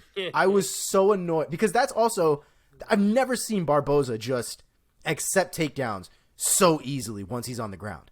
Like, he's had a bad habit, like I was talking about last week, of like going for a submission when he doesn't need to be going for a submission and getting taken down as a result. That's happened. But the boy gets up. He's almost always gotten up. Could we attribute this to Bryce Mitchell, his ground pressure? Possibly. The lack of actual intent to do something, though, from Barboza is what had me pissed. Not necessarily the fact that he couldn't, that it just seemed like he didn't even try to. I don't know where that came from. I don't know what the problem was, but it made for an infuriating 3 rounds. Okay. Well, what else? I mean, I'm looking at his record now. I always thought that Barboza was a better grappler, at least defensive grappler. Maybe I'm just my view of that is sort of like tinted by the fact that he's Brazilian, and I think that he's going to have better jits, but he only has 1 win on his record by submission. He doesn't have great jits. Man. And he also just seems like Omar said, he usually gets up. That's what he has. And in this fight, he certainly did not. Yeah. He had the Chuck Liddell skill. Yeah. And he also kind of seems to me like he's getting a little, I don't want to say old. I think he's got a lot of miles. He's got a lot of miles, man. I mean, he does. He's definitely got a lot of miles, for sure. All right, Mark. Bryce Mitchell, next opponent. Here we go, featherweight. If there was ever a time for Zabit to return, man, it would be now for me because I love that matchup so much. I would love to see that. Unfortunately, I can't assume he is because it seems like nothing's ever happening in that regard. So I got to look elsewhere. I'd love to match him up with Ortega just because of the grappling that would ensue there. But it certainly sounds like we're getting Ortega against Yair Rodriguez. Mm-hmm. So that doesn't leave many options at the top of featherweight. Obviously, we're getting Volk and Zombie. Max is waiting for the title shot. So it probably means Bryce Mitchell versus Calvin Kattar, which would be a banger. But it doesn't do it for me like those other matchups would, but it's still a good fight. It kind of feels like that is where we have to go right now. Unless you did Giga, but I feel like he's coming off a loss. Doesn't make as much sense. So for me, I would say Kattar. Okay. Omar, what about you? Yeah, I'd honestly have to agree just because Chan Sung Jung is already obviously in the running to hit Volkanovski. I don't think he deserves to get anything above Chan Sung Jung personally. Yair Rodriguez, as much as it might make sense from a ranking standpoint, that fight seems like a terrible mismatch as far as stylistically. it reminds me of Frankie and versus Yair. Like I just don't see how that's going to really go any differently than that. At some point, they're probably going to have to run into each other just because that's the nature of the business and that's where they're at. But if I had to pick one, stylistically, I think Calvin Kattar is probably going to be the best choice. I think it's super interesting to see if his boxing will work against him while trying to keep Bryce Mitchell up. Man, it's like I think about Bryce Mitchell. He's such a sort of like a diminutive guy. And yet he has looked so dominant in his fights. But I think about as he cracks up into the top 10 now at featherweight, I'm looking at these other names. I'm like, geez, these are tough. Featherweight's good. Josh Emmett would be a tough out. Yeah. Bryce definitely has that going on where it's like a lot of times like the wrestler who comes up, he's like this big imposing force. Whereas Bryce is so not that. Like you think about him matching up with these guys and your first instinct of your brain is to be like, man, he's going to get killed. But then you're like, well, like why am I saying that though? Because he's dominating everyone else so far. Like it's very strange. Yeah. Exactly. All right, what about Edson? What do we see for him at featherweight? Do you guys think he should move up again? Do you think the cut is too much for him and you think that's part of it? What's up? Omar, start this time. I can't imagine him having another career change to that extent to have him go from to different weight class now at this point and try to do something there. Like if he goes to lightweight, it's not like he's going to get to the championship any faster than he's getting there now at 145. Yeah. He has advantages at 145 when it comes to his size. Like I said, I don't know. It's hard for me not to take the way he performed in that fight as an outlier, just because it was so different. Like his reaction to all that stuff was just so odd. I never in a million years would I have thought he was just going to just lay on his back like that for like 3 rounds. Bryce Mitchell did exactly what he was going to do, exactly what we thought he was going to do as far as what his game plan was, and the pressure that kid has on the ground seems crazy. But as far as where we go with Edson, I mean, it's hard, man. You can't. I don't really think at this point you can give him somebody kind of up the ladder. I think the best thing you can do is maybe try to make some fun fights for him with people that are around his ranking. Ila Topuria would probably be a fun fight against Edson Barboza. It would be a good fight for a good fight to have on the resume for Topuria. Topuria's good, man. And it would be definitely a moment for Edson to be like, these guys that are coming up, I get it, but they're not getting through me. So yeah, I think it's a good fight. So not to rain on your parade, I don't know if you guys saw, but Ilia Topuria actually moved up to lightweight after the botched weight cut last fight. Oh, I didn't know that. Yeah. Well, all right. But yeah, I agree. It's kind of tough to matchmake for Edson. A lot of guys around him are booked right now. He's beaten some of the guys around him. He's not going to fight anyone above him. I'm kind of looking for a little bit of a step down, and I would go one of two ways with it. I would either match him up with like an up-and-coming striker for what would probably be a firefight in Hakeem Dawodu, I would say. I think that's an awesome test for Dawodu. Or I would get a little more quirky and go for the ultimate striker versus grappler matchup and put him in there with Ryan Hall and see what happens. Ooh. Jesus. Okay. Another person, since apparently mine pick just went straight to hell. I think Andre Fili would be a very interesting match. They both got their asses handed to them by Bryce Mitchell at this point. Okay. And Fili is definitely generally a lot more of a striker. Although Team Alpha Male, they're generally well rounded, all of them. But I think it would be a good fun striking match. Okay. There's one more fight I want to discuss a little more at length before we get into our lightning round, boys. In the welterweight division, Kevin Holland making his welterweight debut, of course. TKO'd Alex Cowboy Oliveira at the 38-second mark of round number 2. Omar, let me start with you this time. What was your reaction of Kevin Holland's debut at welterweight? So it was a lot less of your typical Kevin Holland fight. I don't think that kid said word one in the cage. I don't think he said a damn thing. He must have been watching the podcast and had some serious thoughts about Michael Hansen's take. He said not a word in the cage. And he got cracked for it. I think the talking makes him better. He got his ass handed to him all of like round 1. But he came out round 2. He looked I can't even really pinpoint specifically what it was, but the way he came out in round 1 looked significantly different from how he came out in round 2 and performed in round 2. I don't know if something needed to be said. I don't know if he needed a round to get hit. to realize he was in a fight. But round 2 looked way better, performed significantly better, and did exactly what I expect Kevin Holland to do, which is to throw these like Kevin Holland is very good at throwing short strikes. He's not a flashy striker by any stretch of the imagination, but the kid knows what he's doing. And that's the thing I've always loved about Kevin Holland is as crazy and as wild as he is, he has purpose to the things that he's doing. And it was great to see him get a knockdown, get a knockout, get that win under his belt. He's got number 1 now in the welterweight division. Now we can keep building on that and seeing where he goes. But like I said, man, I trust him to make those adjustments. He's a very logical kid. Again, regardless of all the nonsense that comes out of his mouth when he's in there, he's a fun guy. He's a fun guy, but he does take what he does very seriously. Mark, on the GSP scale of being impressed by performances, how impressed were you by Kevin Holland's welterweight debut? I feel like middle of the road. It was a Kevin Holland fight. You know, Kevin Holland is a unique high-level fighter because he's not someone who dominates with skill. Like, a lot of times he looks rather regular until he does something big to turn the fight in his favor. And that's kind of the same exact thing that this fight was. It took him a little bit to kind of stop hanging out in there and start delivering the violence. But once he did, it certainly did not disappoint. He got Oliveira out of there exactly how he should have if he's planning to be a factor in the welterweight division.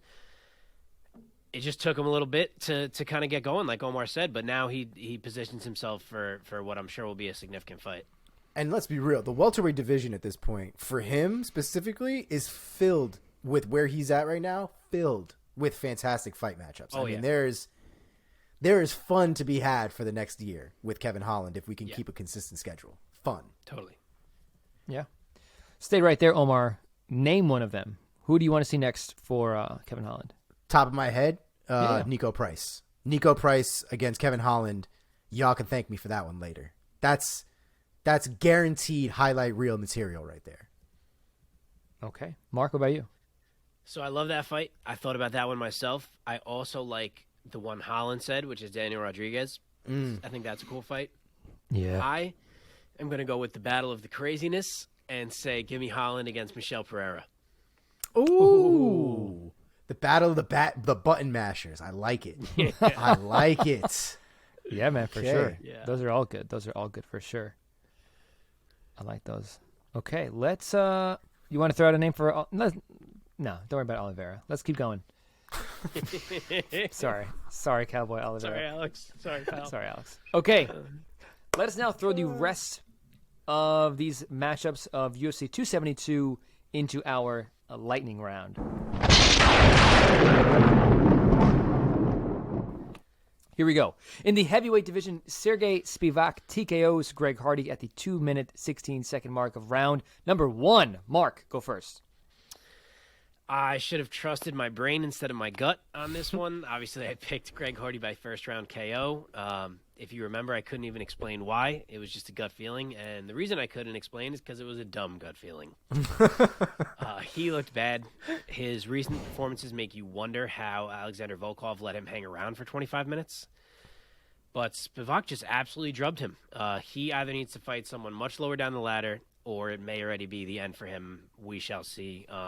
As for Spivak, he's a factor. He's a guy who has a win over Ty, like we said last week, and he looked great again here. Omar, Spivak routs Greg Hardy in the first round. What's your take? I'm always here to see Greg Hardy get knocked out.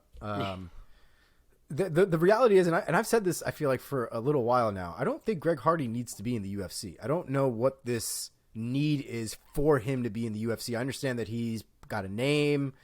I'm sure there's some casuals that are gravitated towards him that probably don't watch MMA or didn't watch MMA, but because Greg Hardy's in it now and they know him from football, whatever. But like, you're not doing him any favors by letting him get his ass whooped by guys who have been training MMA for like a decade when he just like started like a year ago or 2 or 3, whatever it is now. Like, it doesn't make any sense to me. There's a reason why there are certain progressions to people's careers. Like they need the experience to get in there. Like it seems like you're doing him a disservice keeping him in the UFC and fighting against these guys who are leagues above him. And the excuse of, heavyweights, everybody's kind of got a puncher's chance at heavyweight. Like that's true, but it works both ways. Like Greg Hardy keeps getting laid out and laid out and laid out, and it just doesn't seem to be the right way to go. So Spivak is a beast, and Greg Hardy needs to figure out if this is really the best thing to do. Yeah, because he's taken a lot of damage. Yeah, in a short amount of time. Yeah. All right, in the lightweight division, Jalen Turner, round 2 TKO over Jamie Malarkey at the 46-second mark. Omar, go first. So, interesting turn of events here. I somehow picked Malarkey to win this fight. I don't know why. I went back and I listened to it, and I think I got too logical about it. But, like... Omar's texting me during it, like, I told you Jalen Turner's so good. I'm like, dude, and I've been so high on Jalen Turner, too. I've been high on Jalen Turner. Like, I like the way he fights. But I didn't realize I picked Malarkey, and I was talking a lot of wild shit on the text message. Like, yeah, Jalen Turner. And then Mark's like, you didn't pick Jalen Turner. I had to go back and listen to it again. Jalen Turner's a beast, though, man. His accuracy is fantastic. The power is there with it, but the accuracy is something to behold. Okay, Mark, Turner knocks out Malarkey in the second round. What's your take? That was the best Jalen Turner we've ever seen. The poise stood out so much, even during the moments where it became a firefight. Even while he was on his back, he was just calm and poised through all of it. And if he can add that to the fight finishing ability that he already has, both striking and with his submissions, he's going to be a problem for a lot of guys. And he beat the hell out of Malarkey. Like, it was competitive while it lasted because Malarkey's such a dog, but he beat him up bad. Yeah. Okay. In the women's strawweight division, Marina Rodriguez split decisions Yan Xiaonan, earning a 29-28 on 2 scorecards. Mark, give us your take. Man, this is a close-ass fight. I watched it 3 times. Wow. And obviously it's round 2. That's the toss-up. Round 3 was Jan's. Round 1 was Jan's. Round 3 was Rodriguez's. Round 2 is the toss-up. Watched it 3 times. To me, it is truly an even round. But when that's the case, you're supposed to look at who's advancing, and that was Marina. And you're supposed to look at impact, and I thought the most impactful strike of the whole round was the punch that Marina landed in those final 10 seconds. So if I got to give it to someone, it's her. I had it 29-28 Marina live. Obviously, as I'm saying, I have it the same way after the rewatches. For what it's worth, on MMA Decisions, out of 20 media members, it was 10-10. When it came to the public, it was 52% for Yan and 47% for Rodriguez, so nearly split there too. So I feel like a lot of people were acting like it was a bullshit call that Yan should have won. I didn't think so live. I don't think so now, and I think those numbers even back it up. It was a crazy close fight. Obviously, it sucks for the loser, but I thought Marina just edged it by a hair, and her streak continues. Okay, Omar, Rodriguez split decision over Xiaonan. What's your take? Yeah, I actually had Xiaonan winning round 2 and round 1. But again, wow. and I think Mark and I were texting about it as well that night. It was a toss-up. I mean, if you picked Rodriguez to win that second round, I'm not going to argue with you about it. Like, it really was a toss-up round. Xiaonan was a lot more emotional about that decision coming out the way that it did than I think was like necessary, I guess. I mean, it was a rough. It sucks to lose, I think, anything, but she wasn't robbed. There was definitely no robbery involved in that decision at all. We saw a robbery, I think, a week or 2 ago with another Asian woman, actually. But this was not that. Okay. Moving over to the light heavyweight division, Nikolai Negumereanu split decisions Kennedy Nzechukwu. He earned a 29-27 on 2 of the judges' scorecards. Nzechukwu earning a 29-27 himself from one of the judges. Omar, give us your take for this split decision. Yeah, another close fight. The fight itself was pretty sloppy, if we're being honest. It was kind of all over the place. Not one of the most technical fights that you'll ever see for sure. Another decision though that I wasn't mad at. I think the fight was so all over the place that it was difficult to pinpoint who was really doing what and who was really taking over, who was winning those rounds. But I think the right call was made in the end. Okay, Mark, give us your take. I'm on the other side of this one. That's to me and Omar were on opposite sides about. This scoring made no sense to me. I don't see a world where Negumereanu won round 2. I thought he certainly lost round 2, and round 3 was a very clear 9-9 with the point deduction. With the so eye you're poke, left that's right. with only a draw if you're giving Negumereanu round 1, or with Zachukwu winning if you're giving him round 1. I don't see how you work it out where Nego Mariano wins when I only saw him win 1 round of the fight. So I didn't really get it, but I will say, honestly, I was not impressed with either guy's performance.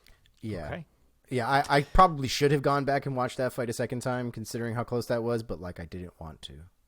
Yeah, I Okay. get it. Like, I just didn't. On the ladies' side of the sport, in the women's flyweight division, Marina Moroz, round 2 submission victory at the 3-minute 27-second mark via arm triangle over Maria Agapova, with the emotional speech, Octagon interview right after the win, because she is a Ukrainian and reacting to her country being invaded.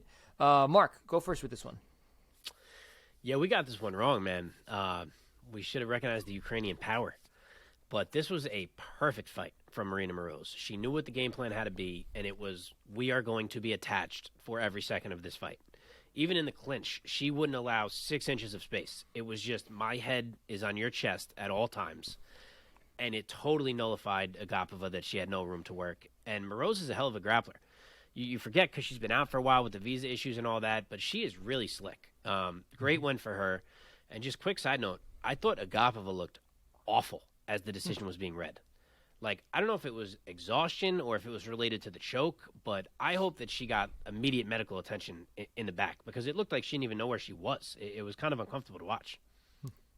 Omar, give us your take. Moroz gets the win over Agapova.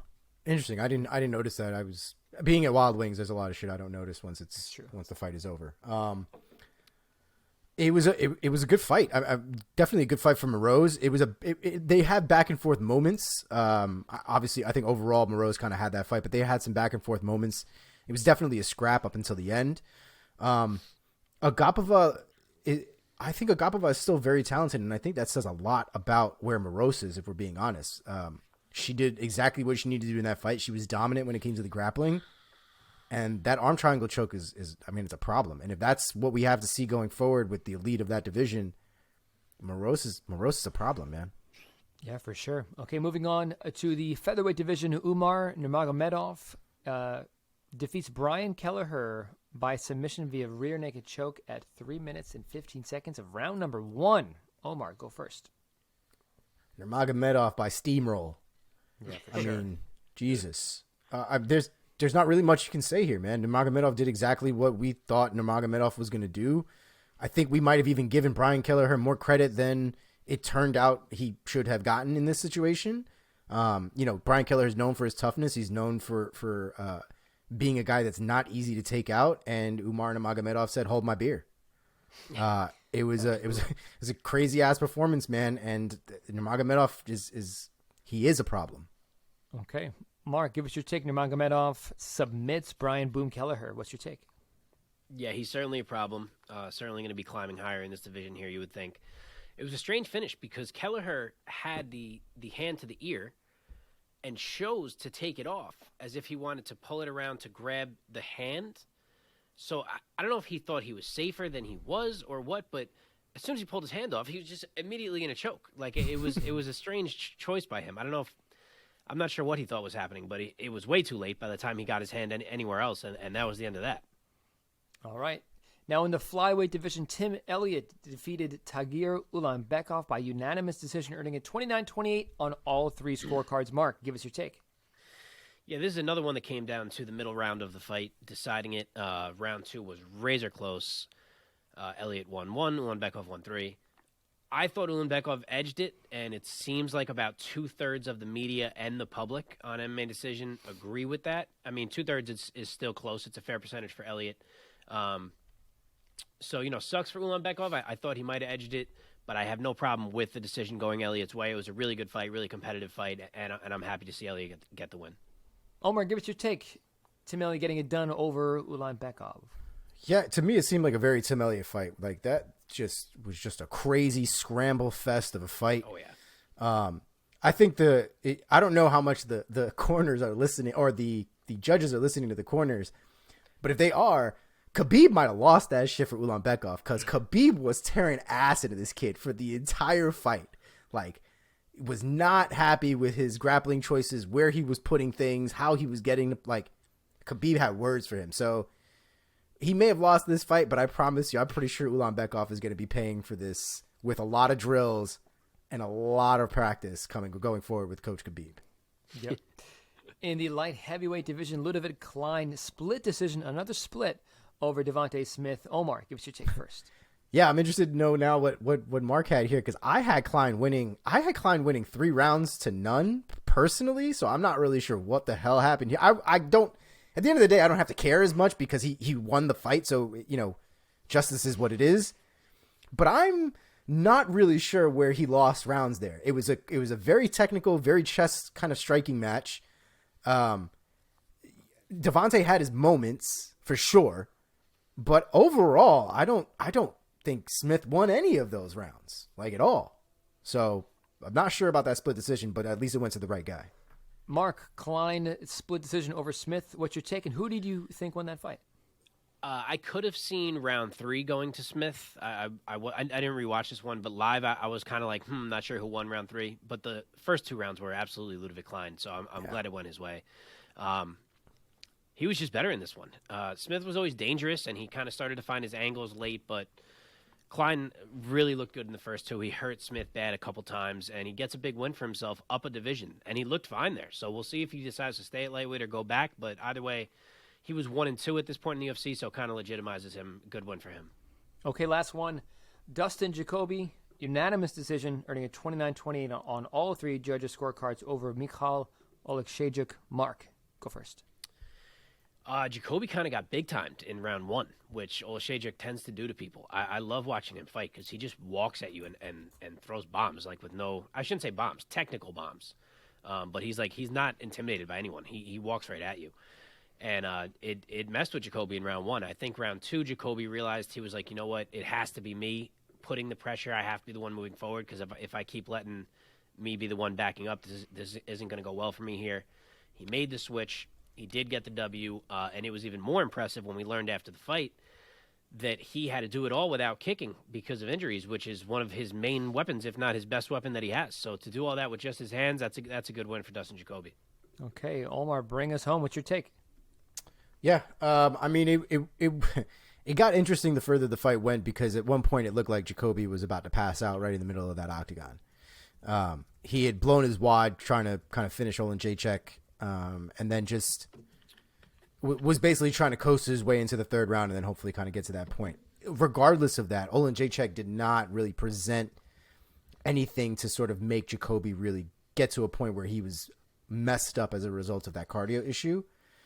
On top of that, it should be noted that Jacoby didn't throw any leg kicks in that fight. I think he threw 1 leg kick, and they were talking about it during the commentary.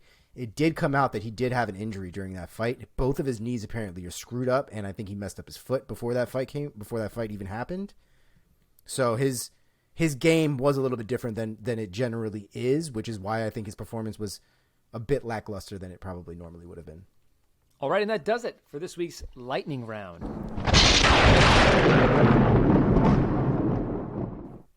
We have now talked about every single fight on UFC 272, and now let us find out who rose and who fell after these results with Mark in our very own ranking system, the Priaulx Rankings.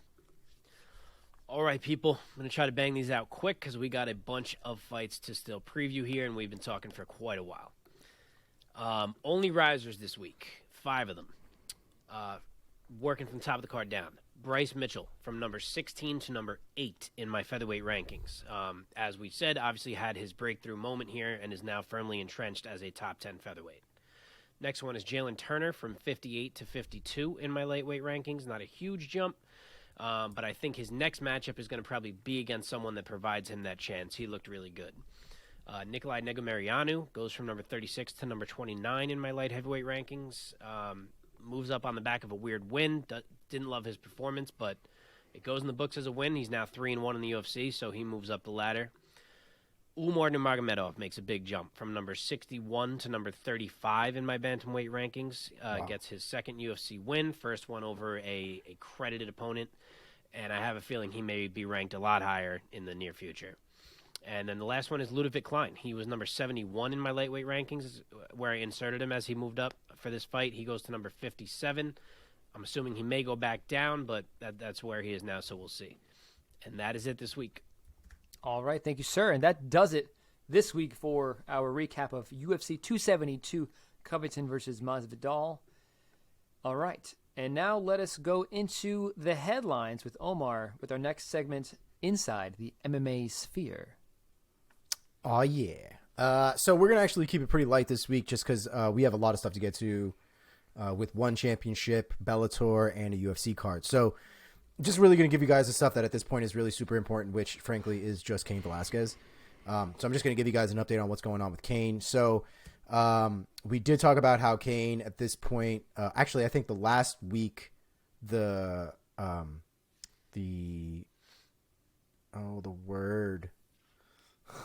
arraignment. Sorry, the arraignment of his case hadn't happened yet. It was going to happen the day after we had recorded. So there had been some updates. Cain Velasquez was denied bail by the judge in California. The reasoning being because his actions were basically too out of control for the judge to basically agree to allow him to be on any kind of bail, whether there was money involved or not. And he basically just didn't trust Cain Velasquez to be out of jail, which I don't necessarily blame him for because they let the pedophile out of jail. So yeah, I would probably keep Cain Velasquez in there if I did that too. I just wouldn't have done that. So that is what it is. Cain Velasquez is going to go through some rough shit right now, having to deal with this where he's at. The good news is that although he's been denied bail, he seems to have gotten a top tier attorney now in place. His attorney is now officially Mark Garagos, who basically called the judge out for his shit. But just for those of you guys who may not know who this guy is, because by name I don't think anybody knows who lawyers are for the most part. He has defended people like Winona Ryder, Michael Jackson during the height of the Michael Jackson molestation nonsense that was going on way back when. He's defended Chris Brown during the height of all of his nonsense, Colin Kaepernick, Jussie Smollett, Scottie Pippen at one point. So he's familiar with the fame and kind of what's necessary with these kind of very public facing court cases. So hopefully at the very least, Cain gets the proper justice that's deserved. Like I said, I don't think the kid should walk out completely free. I think, as a group, we've talked about you need to throw every hand slap that you can at the man, though. Like the anger management, take his license away for however long, take his gun away for do what you can to keep this man out of jail. Cause it just seems crazy that this is where we're at right now, where we've done everything we could to give this pedophile like a way to go home and be with his family. And like Cain's in fucking jail now. It just seems wild to me. But that's basically where that case is at. As of right now, nothing has really happened apart from him having just been denied bail and still being in the court system at this point. But as soon as there's something that's going on here and Garagos gets something going, I'll be making sure to get you guys updated with that. The last thing is really just a small bit, just because there was so much talk around Islam turning down a fight with Rafael dos Anjos and all this other stuff. And so it originally started with Islam basically coming out and saying, I'll fight Rafael dos Anjos, but I have a couple of conditions. During an interview, he didn't really go over specifically what those conditions are, but there have been rumors that he asked for $1 million and like some other weird stuff. But basically the only thing he's confirmed is that he asked for that fight to be at 170 because he had basically just fought. He was in California on vacation, and he apparently, his whole argument is, I reached out to the UFC. They didn't call me. I reached out to them. I asked them for the fight. The least they basically could have done was just make the fight at 170. So that's kind of what his argument is on the whole matter. Dana White, obviously, just anytime a guy says no to a fight, they've turned down the fight regardless of what the actual reason's for. So just take the Dana White stuff with a grain of salt. There's a reason. Whether you agree with the reason or not, I guess is up to you, but there's the full story. So at least from Islam's point of view. All right, let's get into a couple of these fight announcements. The nice thing is there's not too many of them, so we can get right into our upcoming cards, but let's get it going. Ricky Glenn is out against his fight with Drew Dober. Drew Dober will now be facing Terrence McKinney in a quick turnaround. That'll be going down UFC Fight Night on March 12th, so that is this weekend. Terrence McKinney, for reference, I believe fought 2 weekends ago, if I'm not mistaken. So not this past card, but the card right before. Claudio Silva is out against Gunnar Nelson, but Gunnar Nelson will now be facing Takashi Sato. That'll be going down at UFC London, March 19th. Lerone Murphy is out against David Onama. David Onama is a great name to keep a watch out for. Against Nate Landwehr is who he was fighting originally. David Onama is stepping in for Lerone Murphy. That, again, David Onama, I can't stress enough. We should definitely keep an eye on this kid. That fight is going down UFC Columbus, March 26th. A banger of a fight between Gerald Meerschaert and Krzysztof Jotko has been added to UFC Fight Night on April 30th. I can't wait for that fight. Another banger in Jake Collier versus Justin Tafa has been added to UFC Fight Night April 30th. Francisco Trinaldo versus Danny Roberts has been added to UFC 274 May 7th. And last but not least, Cynthia Calvillo is back. And boys, she's back at strawweight. Okay. It's happening. Yes. Cynthia Calvillo versus Brianna Fortino has been added to UFC Fight Night June 4th. I'm assuming she's just kind of coming back into the mix. She's had a real, Cynthia's had a real weird run lately going between different weight classes and the people that she's fought and the people that she's lost against. So, it's Brianna Van Buren. I guess she has a different name. Did she get married? That's her or legal something? name. Oh no, her legal name is Anicia Brianna Van Buren. Yeah, she's been Brianna Van Buren her whole career. She goes by Fortino now. switched. I guess I didn't even realize who that was until I looked her up. She hasn't fought in a minute though. But yeah, okay, so yeah, that makes sense. Oh yeah, so Brianna and her husband Lucas Fortino got married October 2020. So she's been Fortino since 2020. There you go. She hasn't fought since. But yeah, that's also a good fight. So we've talked about Cynthia Calvillo for a minute now, especially being at the wrong weight class. So now that she's down to strawweight, this is where she needs to perform. We need to see exactly what happens here because this is the real tell. But yeah, thanks for coming to the Sphere. Let's get into it. Man. All right, boys, let us now turn towards the future. This coming weekend, we have fights being put on by 3 different professional MMA promotions all around the world. We have one FC, or one championship, Bellator, and a UFC Fight Night. Let us begin by talking about the co-main and main event of this one championship lights out preview. So in the co-main event this coming Friday for one FC, we have Bibiano Fernandes versus John Lineker, who might be a familiar name to a lot of folks out there. John Lineker, of course, had a fun tenure with the UFC. Mark, let me start with you. What's your take on this fight between Fernandes and Lineker? Okay, so I think I'm probably going to talk more about this fight than any other fight that we do on this show today. So here we go. I just want to make sure to give the background on how high level this fight is for people whose radar it may not really be on, specifically when it comes to Bibiano. I know John Lineker was in the UFC for a long time, and people may know him more, but Bibiano never was. I can remember way back in 2012 being excited thinking that Bibiano was coming to the UFC. That was the rumor at the time. And he was considered one of the top bantamweights in the world at that point, but he chose one. He became the champion there pretty shortly thereafter, winning the belt from Soo Chul Kim, and he reigned as champ from 2013 to 2018. In 2018, he lost his belt in a very close split decision to Kevin Bellingham, and then promptly went on to finish him in a rematch and win it back, and he has held the belt ever since. Other than that split decision loss, his last loss is way back in 2010, and his overall record now stands at 24-4. So Bibiano is the longtime one featherweight champion, which, just to remind people how one does it, there is no weight cutting, so really these guys are bantamweights in the world that we're used to, but he's the featherweight champion over there. So yeah, guy doesn't lose. But all that dominance aside, the negative for Bibiano is that he is now 41 years old, which is very old for the smaller weight classes, and he also hasn't fought now in over 2 years. On the other side of the coin, you have John Hands of Stone Lineker, a 16-fight UFC veteran, which is wild. It doesn't feel like he was here for that long. Yeah. And I feel like sometimes when people leave the UFC, fans are quick to forget and say, like, oh, yeah, he couldn't hang. And no, that was not the case with John Lineker. If we look at, say, his last 10 fights in the UFC, he was 8-2. He finished 4 of them, and the losses were to TJ Dillashaw by a decision and Corey Sandhagen by a split decision. You can't get more elite than those two guys.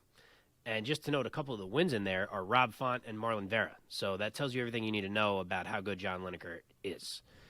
He is still only 31, so a decade younger than his opponent. He's 3-0 since moving to 1, and he has been fighting more frequently, obviously, than Bibiano has.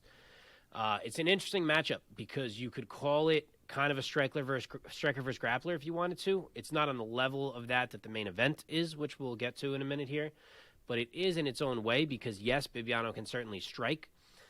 He's the more well-rounded fighter, but I'm not sure that's something he even wants to consider against John Lineker. I think his game plan is going to be heavily takedown focused. He's so quick in scrambles to take the back or grab a choke, and I think that's exactly what he's going to be looking to do here.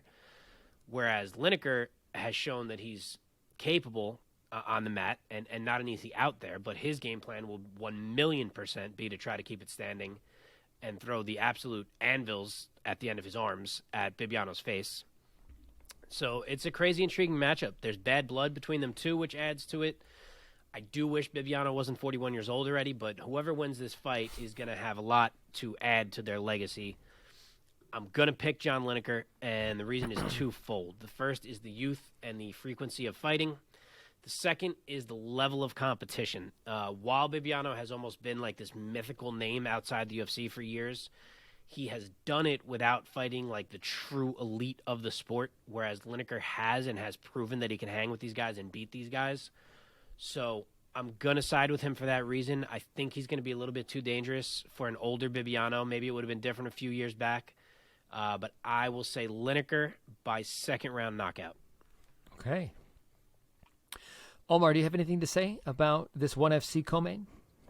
Yeah, you know me, I love fights that have a lot of bad blood with them. I think a lot of times when you have a lot of bad blood, just like we saw this past weekend, people can sometimes fight a little differently or fight with a different type of motivation to them.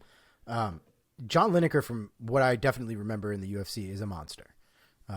That man is a terrifying out for anybody. I'm pretty sure the people that he's lost to have also, or the people that he lost to did have a tough time getting him out of there in the first place. Bibiano Fernandes, though, is a beast. He's great on the ground. He's a fantastic grappler. But at the same time, John Lineker is not a slouch in that department either. I think John Lineker is probably better everywhere at this point. Bibiano Fernandes has the opportunity to prove otherwise, but I also think John Lineker is going to win by second-round TKO. Okay. Let's now go to the main event. Thanh Le versus Garry Tonon. For those who might not know, Garry Tonon rose to fame in the jiu-jitsu world. He is one of the best guys in the world on the mat. What's the word? Gi versus, is it no? Yeah, no gi. No gi, yep. No gi jiu-jitsu. Omar, let me start with you. What's your take on this matchup for ONE FC between Lee and Tonon? So Garry Tonon, this is I think it's classic, a striker versus grappler fight as we're going to get right now. But Garry Tonon is definitely the height of pure jiu-jitsu game. He comes from that world. His jiu-jitsu is not like a lot of MMA jiu-jitsu players who are not necessarily as well versed in things outside of your general fundamentals of jiu-jitsu. There's a lot more creativity with Garry Tonon.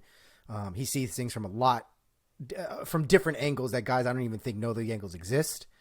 It should be noted that the man is like riddled with medals, both in or no gi, but both in the Pan American Games as well as the World Games. Like, the man could probably walk around with a UFC belt just of his medals at this point. Thanh Le, and I hope I'm pronouncing that properly, but Thanh Le is a fantastic striker.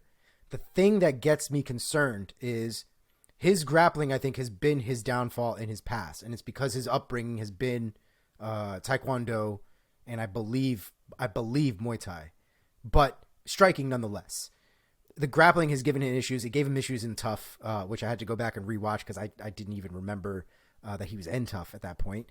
But he murdered a guy to get into the house. But once he got in the house, he fought a grappler. And that grappler just grinded him to a shit. If Garry Tonon is able to get his hands on him, and God help him if he can, Garry Tonon is going to break whatever limb he gets on Lee. That's just I can't imagine that being anything other than a fact. Can Lee knock him out? 100%. That kid's got power in his hands. His kicks are fantastic. His timing is great, and his accuracy is for real. The only thing that concerns me about his career overall is the level of skill of the people that he's beaten. And it's not to say that they're terrible, but Garry Tonon is elite. And I hope that what I've seen from Lee in his recent wins to get to the championship matches up with the level that Garry Tonon, I'm assuming, is going to come in at. Okay. If I had to give a pick real quick, I guess I would go. It's hard for me. I want to pick Lee, to be honest, because he's super dynamic and he's really good. But just my gut, if this is my Greg Hardy this week, then it is what it is. But my gut is going with Garry Tonon by submission, round 3. Okay. Mark, give us your take. Give us your pick. Yeah, I'll just say real quick, you guys may have noticed it on the last fight. I don't have odds for you on ONE FC fights. ONE does a terrible job at promoting itself in the U.S. I really believe that. They had that little stint where they got connected with TNT, then that stopped. But it's so hard to even get relevant information about ONE, let alone betting odds and things like that, which annoys the shit out of me. So I don't have that. I couldn't even tell you who's the favorite. I'm assuming maybe it's Tonon, even though he's not the champ, but I couldn't even tell you. So this one is for ONE's 155-pound title, currently held by Thanh Le. Again, think of these guys as featherweights.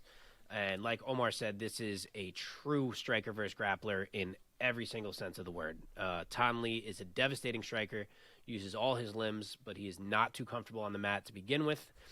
As Omar mentioned, we saw that play out on Tough, and that is death against someone like Garry Tonon.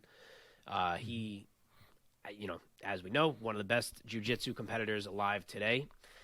He will certainly be at a disadvantage when they're on the feet, and I know that Thanh Le has looked fantastic since joining ONE, but I don't expect it to matter. I think Garry Tonon does his best Ryan Hall impersonation here. Maybe not quite as much. He can strike, but I think we might see some diving at legs, Imanari rolls, things of that nature. And once he is attached to Thanh Le in any way, I think the fight's over very quick. I'm going to go with Garry Tonon to raise the belt and add another sub to his record. I didn't think about the round. I'm realizing it right now. Do I want to say round 1? I'll say round 1. I want to give the kid credit, though, where it's due. The last time he was submitted was on Tough in 2015. So it's been a minute.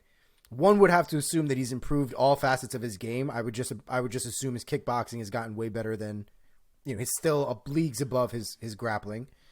Mm-hmm. But I also don't know how many guys in ONE or since his departure from Tough that's what I was gonna have say. given him that level of grappling for it to even matter. His striking is serious. Like, his striking is elite. And so I think that gives him a little bit of leeway with guys who necessarily aren't on Garry Tonon's level, but we're going to see where he's at. But Garry Tonon is a tough out for this kid. Yeah, man. Garry Tonon, in case you don't know, his grappling record as a professional submission grappler stands at 71-22. Yeah. Just so you know. And he's also undefeated now in MMA at 6-0 heading into this weekend. And I think there's even less people that have actually choked out Garry Tonon. Like, Garry Tonon has lost by points before because that's just the nature of that world. But, like, to finish Garry Tonon, how many people have...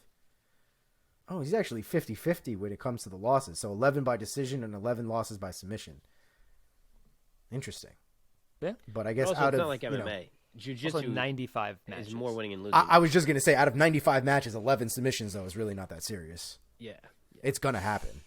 Yeah, let's move on to Bellator, gentlemen. This weekend, Saturday night, March 12th, Bellator 276 going down in the Family Arena in St. Louis, Missouri.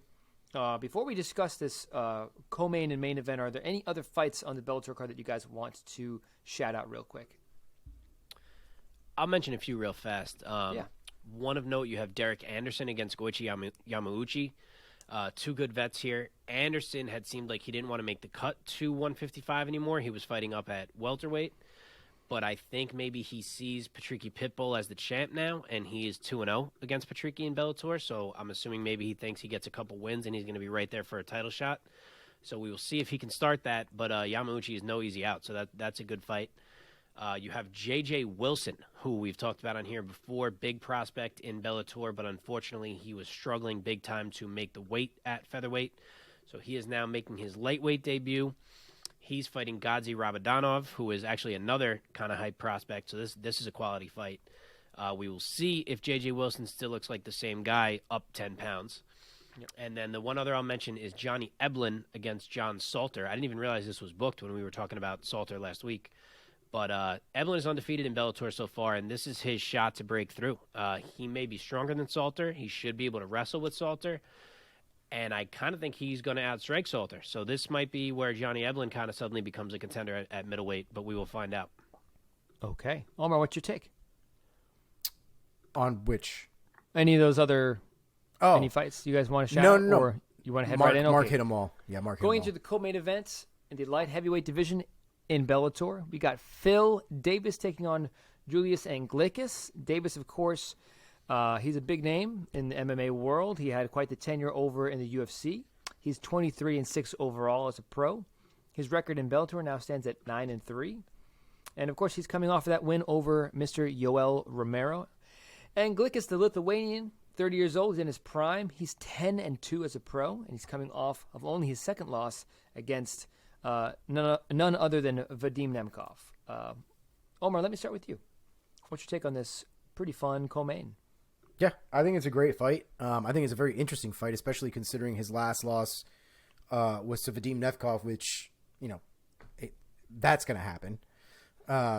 But the way he lost, I think, is what makes it interesting. He got caught in a Kimura, which leads me to believe that there might be room for Phil Davis to work there. Phil Davis isn't your typical finisher, but it may present some options for the advantages that Phil Davis tends to seem to have.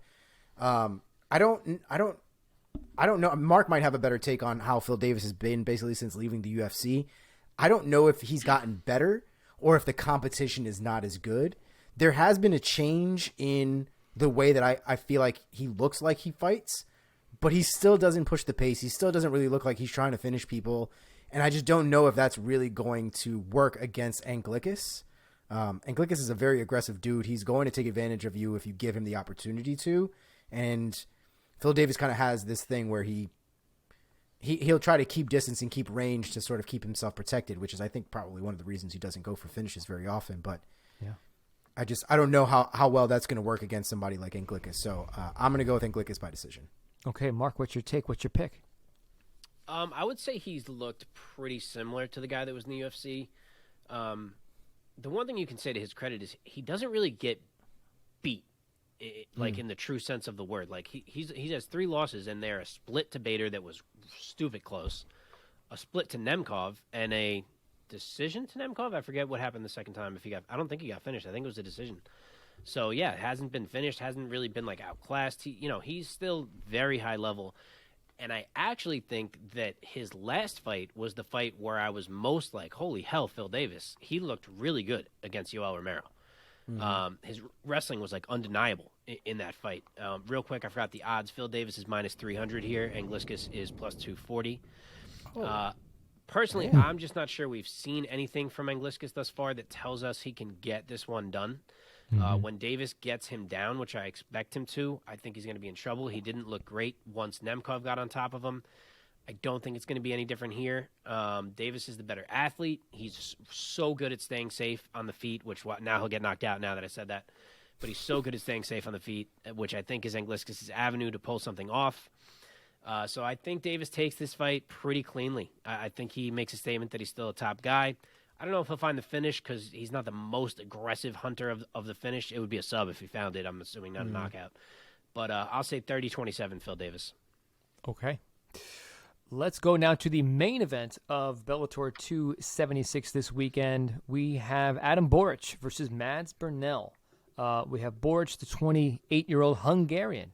My man is 17-1 as a pro with 10 finishes on his record. He is carrying a 3-fight win streak into this Saturday night. And Mads Burnell, of course, a 28-year-old Dane, is 16-3 with 9 submission victories.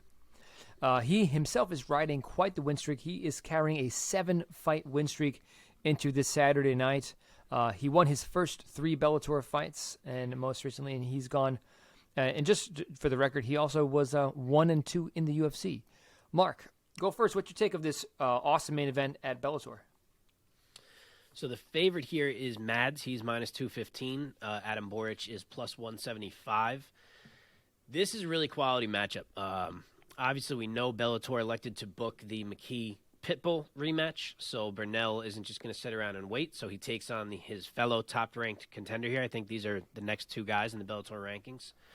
Borics, as you said, is 17-1, which is a crazy record for a guy who doesn't really get that much buzz on his name, I feel. He's likely the better striker here, whereas Burnell is the better grappler.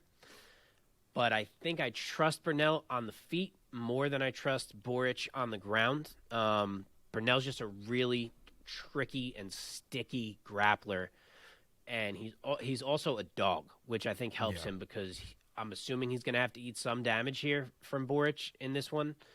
Borics is a guy who has knocked out Aaron Pico. He knocked out Pat Curran. He recently beat Jeremy Kennedy, who looks great and is a wrestler, so that actually kind of makes me think twice about taking Burnell here. But I think I do lean towards Mads Burnell. He just seems to be really peaking right now, and I think he can hang well enough on the feet, whereas maybe Kennedy couldn't in the prior matchup I'm referring to. I think Burnell showed that in his last fight against Emmanuel Sanchez, where they just basically slugged it out. And I think that his grappling can be the difference maker in this one. I think it's a really close fight.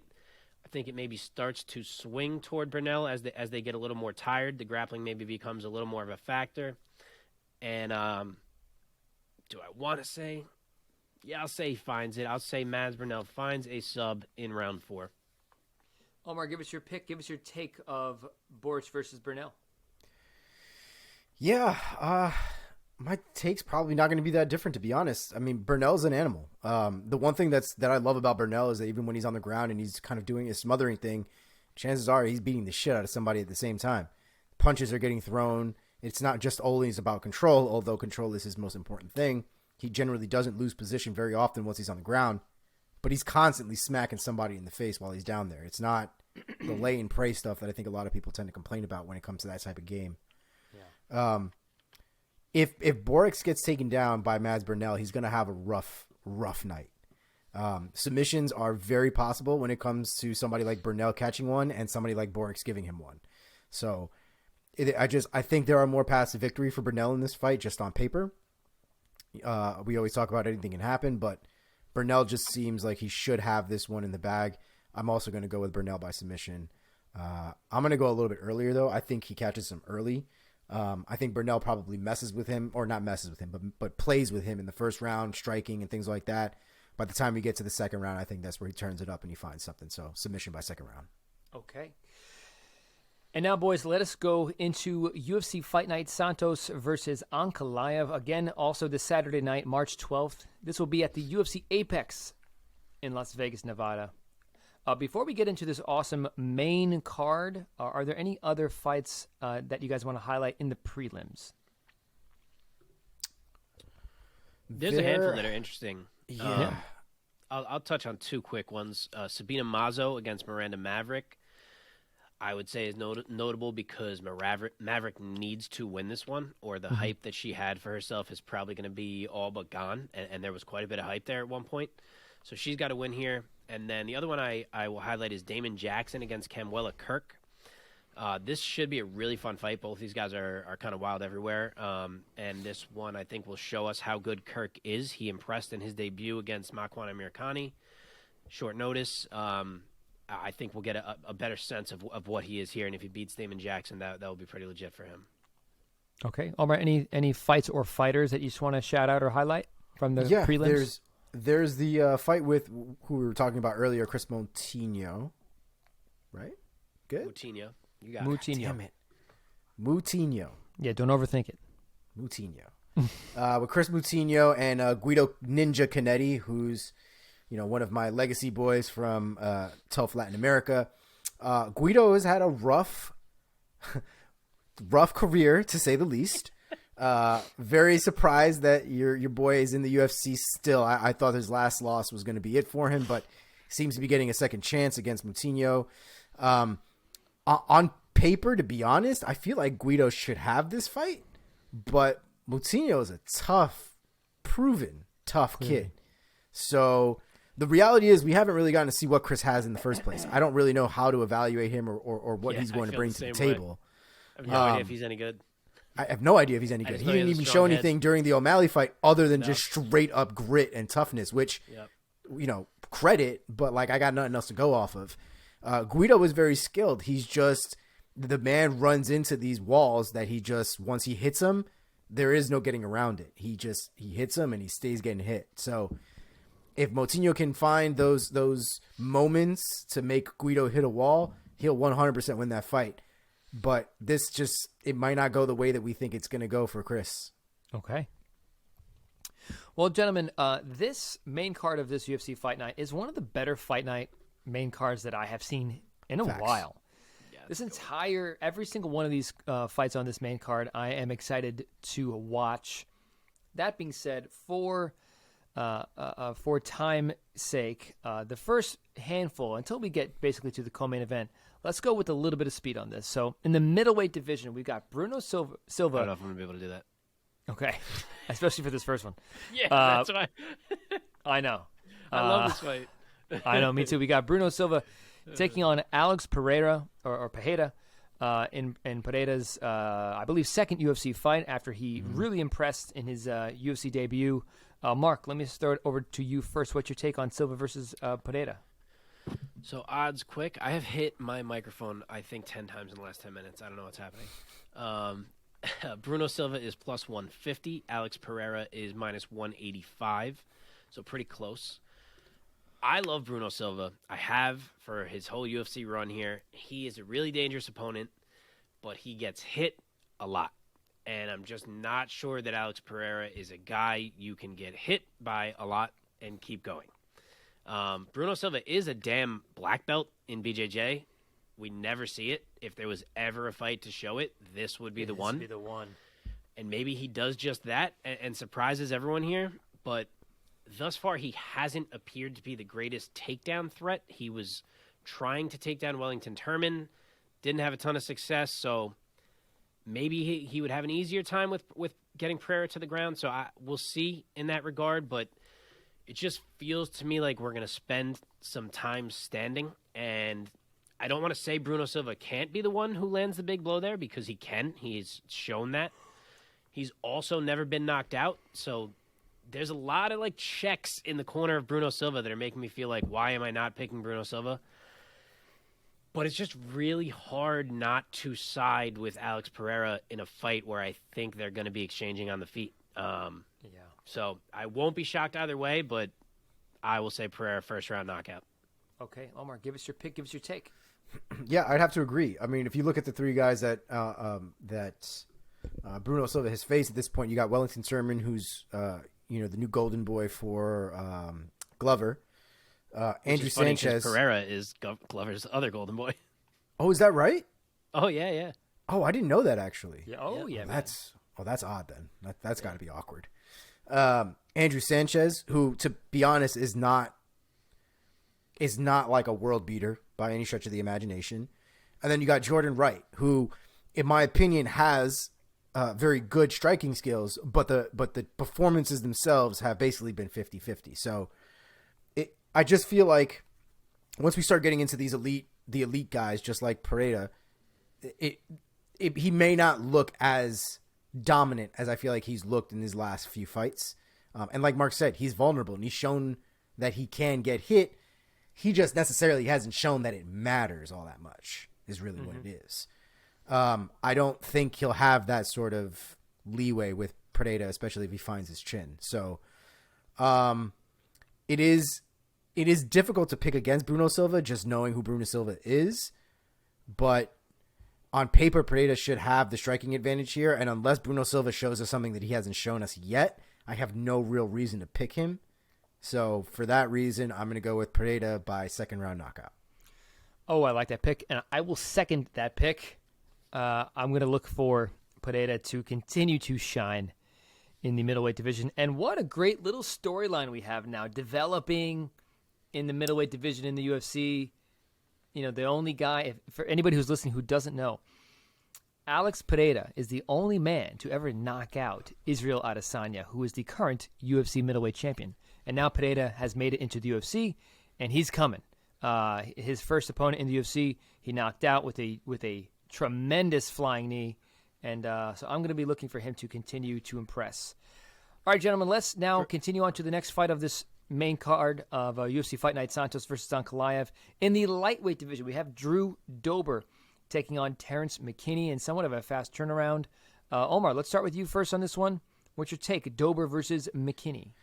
Yeah, man, I'll be honest. I'm super high on this Terrence McKinney kid. His accuracy is something else. His tenacity is something else. His belief in himself is fantastic. I mean, he's got the sugar, the spice, and everything nice, man. He's got it all together. I honestly think that Drew Dober is in for a rough night with Terrence McKinney. Actually, he'd probably be in for a quick night against Terrence McKinney because he's probably going to get knocked out in the first round. So that's your take? I'm going to go with McKinney by first round knockout. And it should be noted, calling a first round knockout against Drew Dober is wild shit. So yeah, man. I know my pick is wild. I'm aware. All right, Mark, give us your pick and your take.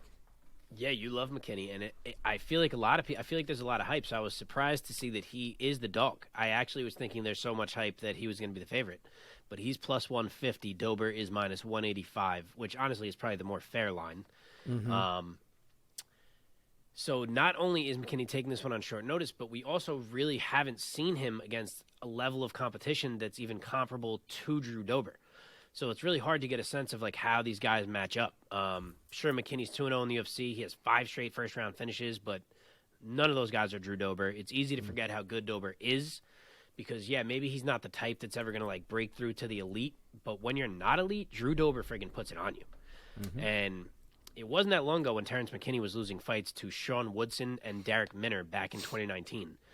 So I don't know. Do you take the established guy who has shown you his ability to be in wars and come out on top, or do you side with the guy who seems to be dripping in potential right now in McKinney?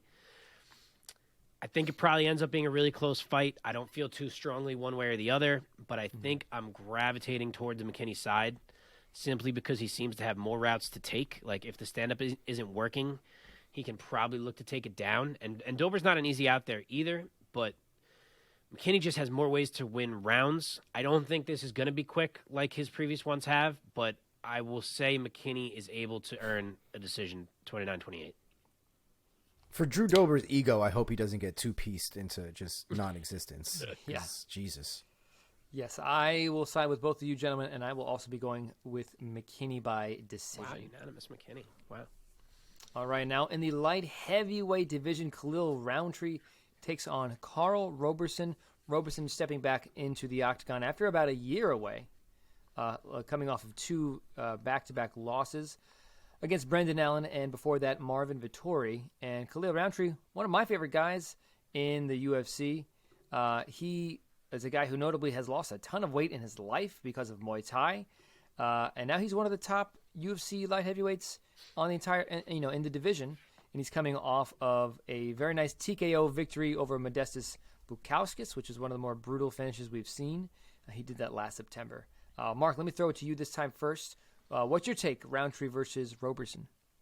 So this is more or less a pick'em. Roundtree is plus 105. Roberson is minus 120. So you're kind of getting near even money on either guy, which feels right. Roberson is moving up to light heavyweight in this one. He has, I believe, fought in light heavyweight in the UFC before, but he was predominantly a middleweight, so he makes the move back up here. This one should be a scrap, and thankfully for Khalil, Roberson is also a kickboxer, and while he may actually have the edge in wrestling if he chose to use it, I think Roberson is going to be more than happy to exchange on the feet, and I think he's going to end up regretting that decision.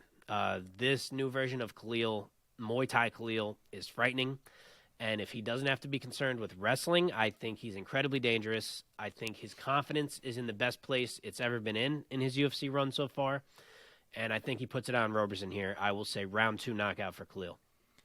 Okay, Omar, give us your take of Roundtree versus Roberson. Yeah, I mean this fight, the matchup itself is fantastic.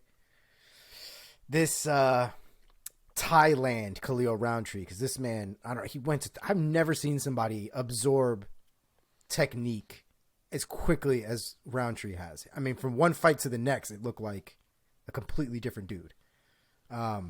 His switch kick now at this point, his left switch kick is stupid fast for like no reason. It to be honest, I would even argue that it rivals Edson's switch left kick.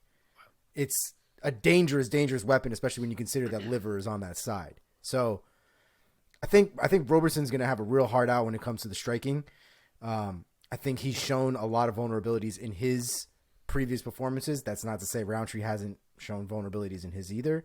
Mm-hmm. But I just feel like Roundtree is showing consistent improvement in what he's been doing, that I have a little bit more faith in him to get it done. So I will go by Khalil Roundtree. I'm gonna go with a body shot. I think he's gonna ruin him with a body shot, and I will go second round body shot. I think Muay Thai is going to be the difference in this one. I'm going to go Roundtree by decision. I'm going to say it's unanimous. I think he's going to piece him up, but I don't think he's going to finish him. I think it's going to be a scrap the whole way to the final bell. All right, guys. We got a fun one. In the featherweight division, Bruce Leroy Caceres takes on Sadiq Yusuf. Am I saying that right? Yusuf? Sadiq Yusuf. Yeah, Yusuf. Awesome fight. Yusuf, the 28-year-old Nigerian, he's 11-2 as a pro.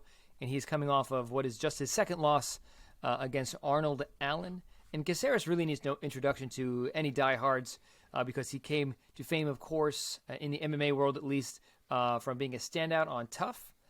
He's still only 33 years old, even though he's been sort of fighting for quite some time. He's originally from Miami. And just so you know, he has taken fights at bantamweight, featherweight, and lightweight. His record as a pro stands at 19-12. And he's carrying a 5-fight win streak into the octagon this Saturday night. Mark, let me start with you again. What is your take? Caceres versus Yusuf. So you got Caceres as the almost 2-1 dog here, plus 195. Sadiq Yusuf is minus 245. Alex Caceres gets his first shot in a long time here against anyone who is even near the rankings. Somehow the UFC has already ranked him at number 15 simply because he's won 5 in a row, despite the fact that none of his opponents were near the rankings. But I won't go down that rabbit hole right now. Caceres has looked really good. He's probably in the best form of his career right now. He seems to be the most calm under fire and the most opportunistic. Like, he's seeing everything in there that he's ever been, and it's made him really dangerous. You make a mistake against him and you're in trouble. On the other side, Sadiq Yusuf has looked really good. He's 4-1 in the UFC. He had won 4 straight before running into Arnold Allen in his last fight, who no one has been able to beat in the UFC as of yet. But Sadiq is a really composed fighter. I think Caceres feasts on guys who slip in there, and Yusuf has not been that guy. His striking is crisp. He should have an advantage there, and in the power department. He's looked good in terms of defensive grappling. So I don't really see Caceres being able to really dominate him there or even have that much success there. Obviously, Caceres can land some crazy things standing. He's unique there enough that it's possible, but I think Yusuf just fights a responsible fight. I don't think he gives Caceres any of those openings that he thrives on. Maybe hurts Caceres a couple times, but Caceres survives because he's just so tough in the way that he is, where he kind of wobbles around and escapes. But I will say Sadiq Yusuf, unanimous decision. Okay, Almar, give us your take and ultimately your pick of Caceres versus Yusuf. Yeah, I love Alex Caceres. I've been a fan of his since Tough. He's just a great personality. I love the way he kind of approaches fighting in general. Very cerebral fighter, takes martial arts very seriously. And it's very difficult to count him out of any fight, even if you don't pick him, because that boy is capable of just about anything in the right circumstances. Sadiq Yusuf, though, is a tough out. I think he's a tough out for anybody. It's a very difficult fight, especially for Alex, to try to break into the elite of that division. And stylistically, it's a scary fight, in my opinion, for Caceres. Caceres hasn't been knocked out. I think he's been knocked out once by Francisco Rivera, if I remember right. And even that knockout was, he got hit, he got dropped to the floor, and then there were some follow-up punches. He has never been put out before. Yusuf has the power to do that. Yusuf has the power to separate Alex from his brain. So, while it is difficult for me to pick against Alex Caceres, it does seem like all the paths to victory are really falling in Yusuf's favor. And so for that, I'm going to go with Yusuf. I will say by decision. I don't know if he's going to be able to put Alex out, but I just don't see Alex being able to really present him with something that's going to cause him problems. I like Yusuf in this fight. I think he's going to bring Caceres' win streak to a grinding halt, and I see a Yusuf TKO victory in the second round. Wow, we are all unanimous through 4 fights on this UFC card. Oh, baby. I'd be super happy if Alex Caceres wins, though. Like, don't get me wrong. Oh, I yeah. will be the first Everybody one will be cheering, pumped. man. Yeah. Shit. Alrighty, we have made it to the co-main event in the bantamweight division. Marlon Moraes takes on Song Yadong. Okay, Moraes, of course, he is at the top of the division at bantamweight. The 33-year-old Brazilian. He is 23-9, but he is taking with him into the octagon a 3-fight losing streak, having dropped his last 3 against Sanhagen, Rob Font, and Merab, all 3 by TKO. Song Yadong, 24-year-old, much younger, fighting out of China. I love his nickname, the Kung Fu Monkey. He is 18-5-1 as a pro with 10 finishes to his name, and he has won his last 2 fights, most recently TKOing Julio Arce back in November. Omar, let me start with you this time. Moraes versus Yadong, what's your take? So I records, are going to be what they are on paper, but I don't look at Moraes as being on a 3-fight losing streak. I look at Moraes as being on a 5-fight losing streak. That dude did not beat Jose Aldo. I don't care what that shit says. He did not beat that kid. So he's lost to Merab, Font, Sanhagen, Aldo, and Cejudo, all in that order. This man hasn't won a fight since 2019. I mean, dude, that's pretty stiff competition at the top. I agree. But at the end of the day, if you're Marlon Moraes came in with the hype of a god when he first got to the UFC. I mean, people were talking about him before he even got there. And now he's getting smashed left and right. The thing that annoys me about some of these fights is he has a tendency. It's hard for me not to say give up because that's what it looks like, where he gets into these troubled spots and he just kind of withers. He just kind of almost accepts defeat to a certain point. He does have a devastating knockout victory over the current bantamweight champ. Yes. Yeah, that is very true. We just don't know how long the current bantamweight champ is going to be the current bantamweight champ. We'll see how that goes. But I say this all to say that at one point I would have picked Marlon Moraes against just about anybody, and I just can't anymore. Song Yadong, on the other hand, while he does have a loss to Kyler Phillips, that I trust Song Yadong a lot more. Working with Team Alpha Male is, I think, been helping him a lot, especially with his overall well-roundedness. The kid has got hands, like for real hands. I just think he's a tough out. I think people are probably sleeping on him because of who Marlon Moraes is. But I think Song Yadong can get it done, and I think he gets it done in fashion, and I think it's TKO round 2. Okay, Mark, give us your take and your pick. So Moraes is plus 200. Song Yadong is minus 255. There you go. This fight is impossible for me. I'm really struggling to call it. Marlon Moraes has obviously had a bit of a fall from grace, as you guys just touched on with the losing streak. But to my eyes, he doesn't really look all that different from the guy who finished Aljo, Jimmy Rivera, and Asuncao in consecutive fights. It's not like he's old. He's only 33. I think that guy is still in there. Is his chin compromised? That's possible. And if that's the case, Song Yadong is not the guy you want to have a weak chin against because he will find it. So maybe that's what has deteriorated for Moraes, but his skill looks the same to me, honestly. Yadong has looked fantastic through his 9 UFC fights. He just hasn't really found like that timing of winning against the right guy to truly break through yet, but this is his chance to do that now for sure. He can absolutely hang with Moraes athletically. Maybe he's not quite as fast, but few are. But he's definitely a fast twitch guy himself, and he's very strong. He could absolutely put Marlon out and potentially do it quickly. But I think I can't. I think I'm gonna ride with Marlon one more time. I find myself siding with him. I don't know if it's just because my brain has seen him do more great things and I can't resist that. But these guys are the same height. Song's reach advantage is only 2 inches. He's not a significantly better wrestler than Moraes is. So for once in his last few matchups here, I don't think there is some big disadvantage for Marlon to worry about. He's been fighting a lot of longer guys or wrestlers or guys like that. And in this fight, I think he can kind of just flow in there.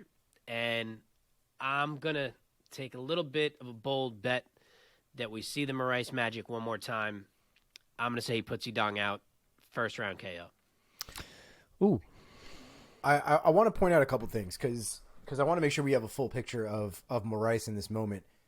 Moraes, I think where Moraes has had issues in his recent performances has really been his fight IQ.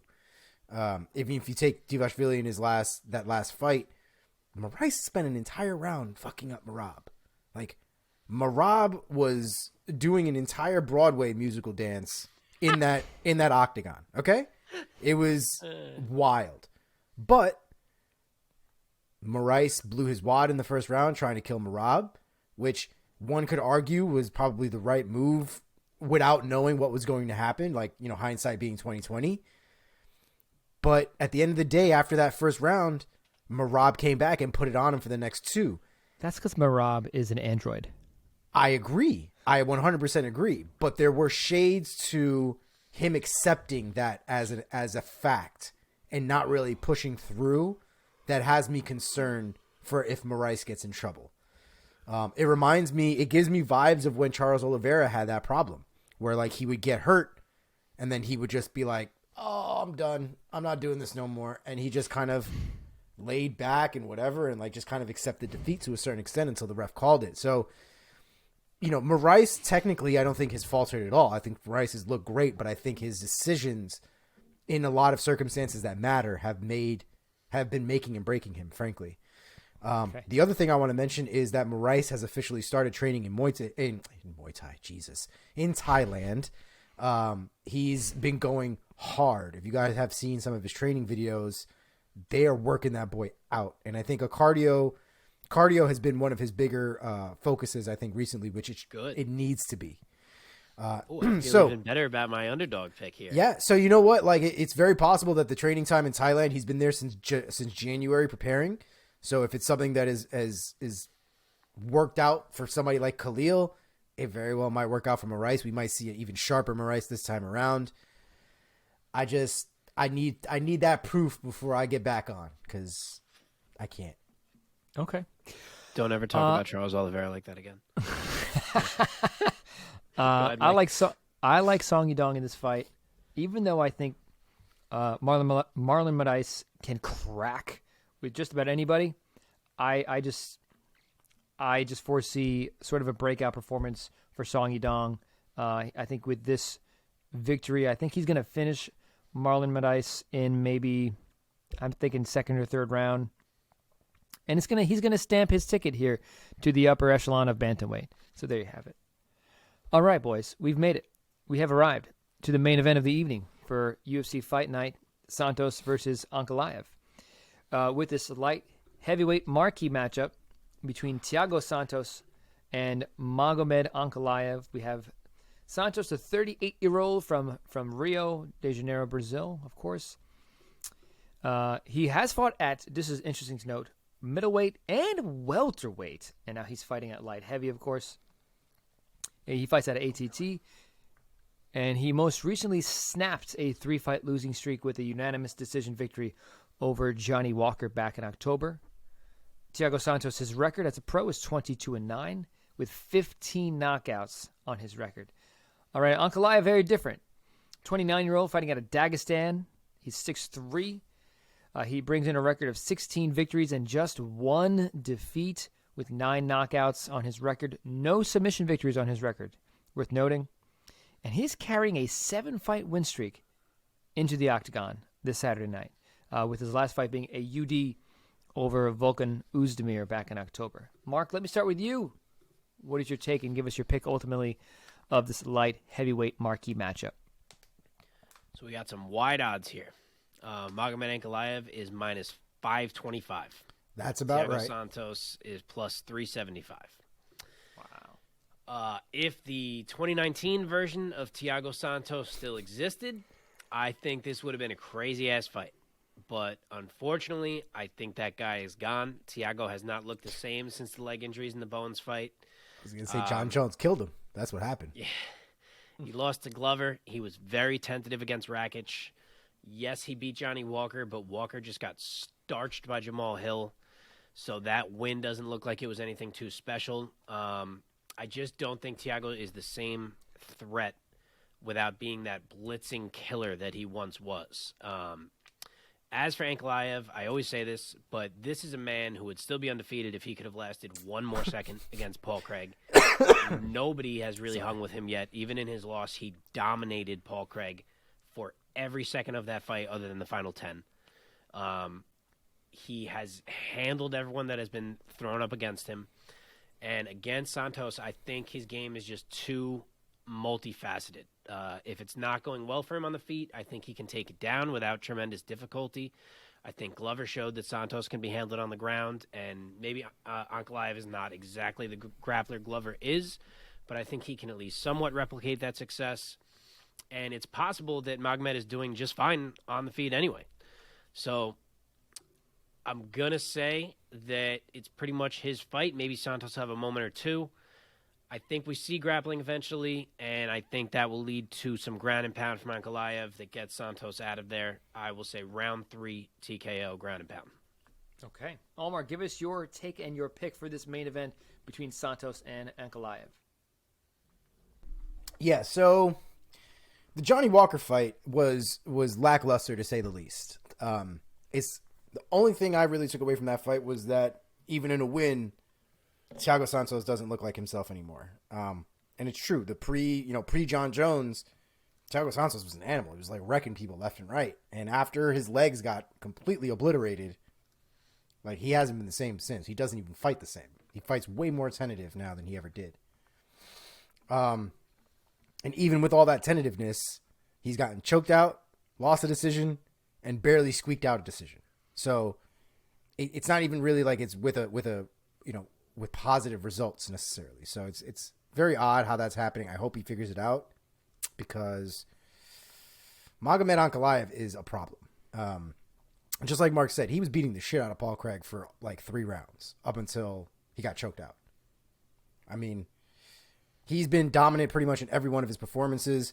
He even had a bad blood performance, against Ian Kunselaba, right, where they had this whole back and forth and referee called the fight early. I wasn't knocked out, which I kind of agree with. If we go back, I think we talked about it even back then, but came back, put Ian to sleep.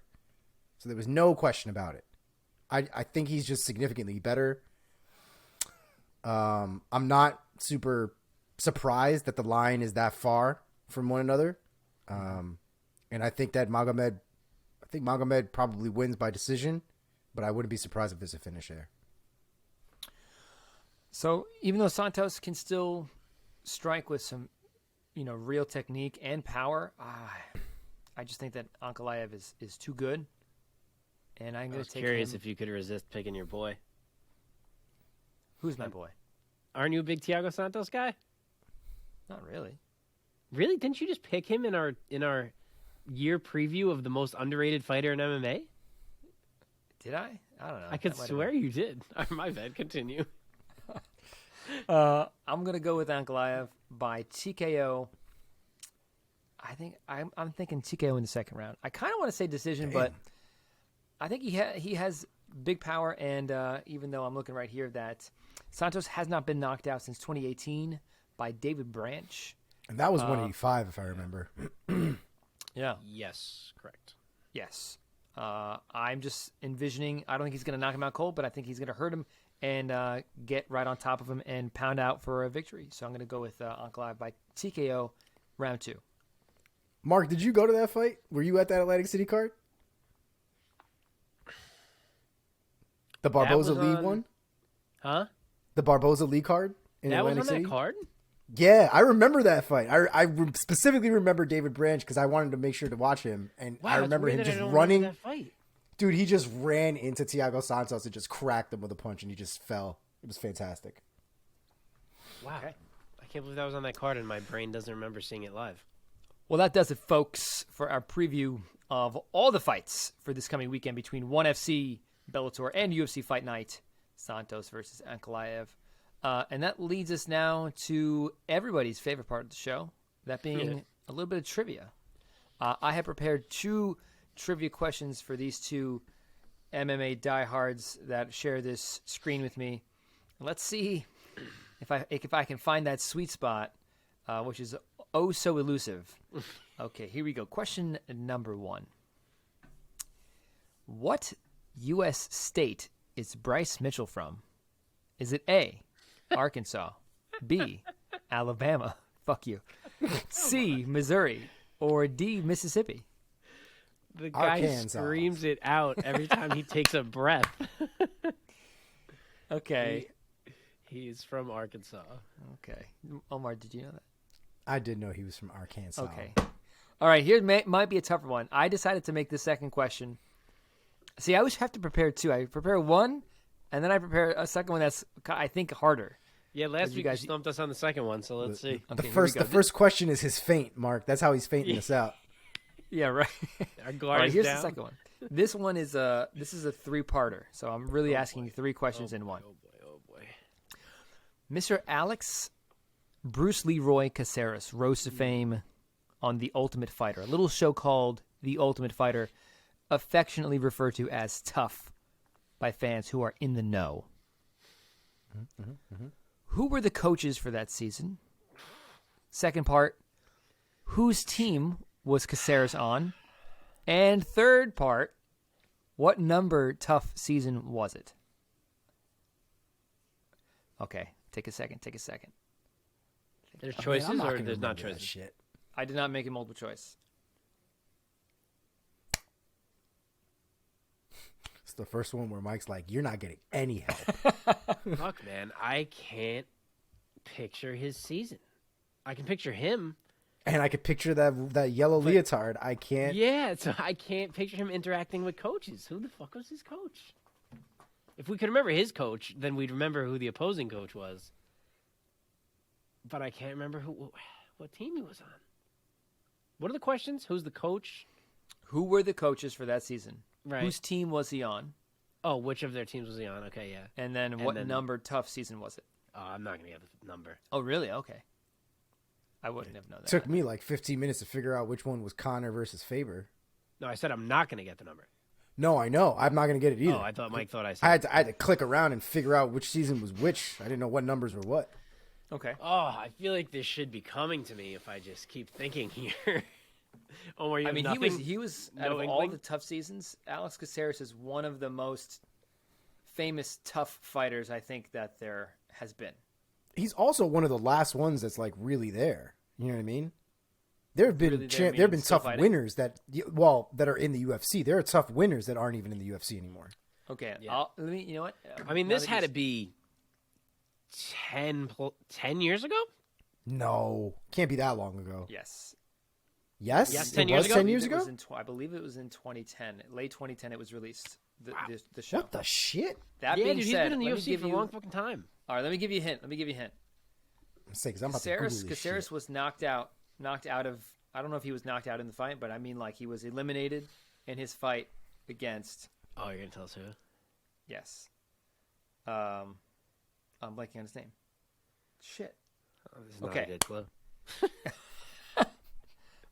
Michael the Menace. What's his last name? Johnson? Johnson. Really? I believe so. I think I. Damn, that made it harder. I don't even remember Michael Johnson on harder? Goddamn Tough. Oh, I remember him on Tough. And yes, he made it to the final for that season. If you don't recall. Rashad? No. Wait. No? Was Rashad it, no, and it couldn't. Rampage? It couldn't have been the Rashad Rampage one. No? No, that is incorrect. Shit. Okay, hold on. All right, Omar, you got to guess? That was my guess. I can't do this all night. It's not coming to me. When you said Michael Johnson, I thought maybe it was Rashad and that's how he linked up with Rashad, but I guess not. Shit, I really don't know. Okay. I really don't All right, know. give it I'll to go. I'll go with Misha and Ronda, but I don't. No. I don't know. Okay, it was season 12 in 2010, Holy and it shit. was the Ultimate Fighter Team GSP versus Team Koscheck, Wow. God. What? He's been around that long? and he was picked. He was the 4th pick by George St. Pierre. Wow. And the 8th overall pick. Wow. And Michael Johnson's been around that long? Mm-hmm. Yeah. I'm not. Holy crap. I kind of knew the length. Like, I was in the right time period. Dude, GSP versus But, Koscheck seems like two yes. lifetimes ago at this point. And yes, it is Michael Johnson. Michael Johnson eliminated Caceres in their fight. He won by unanimous decision. And then Michael Johnson went on to the final to lose to Jonathan Brookins. Oh, who's no longer in the UFC? I don't even know if he still fights. Dude, he was I barely don't ever. think so. He was in the UFC for about a year and a half, maybe. I feel. Yeah. Yeah. And then the last little fun fact about this season of Tough, someone who was eliminated in the tryout round. So he wasn't even like on the show. Joe Duffy was eliminated in the tryout round for the season of Tough.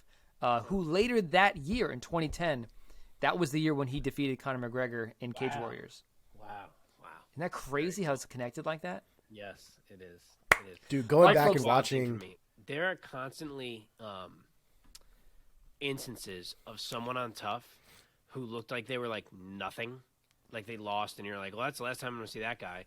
And then they like get one more UFC fight, and then they're like ranked number 5. Like it happens all the time.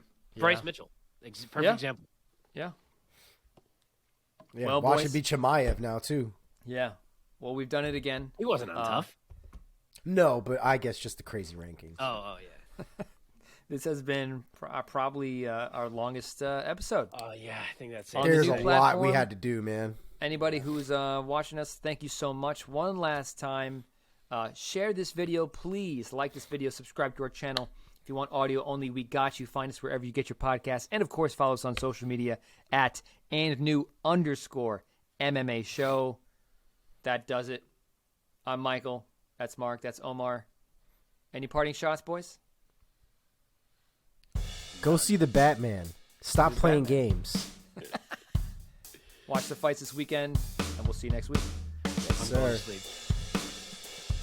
Peace. Peace.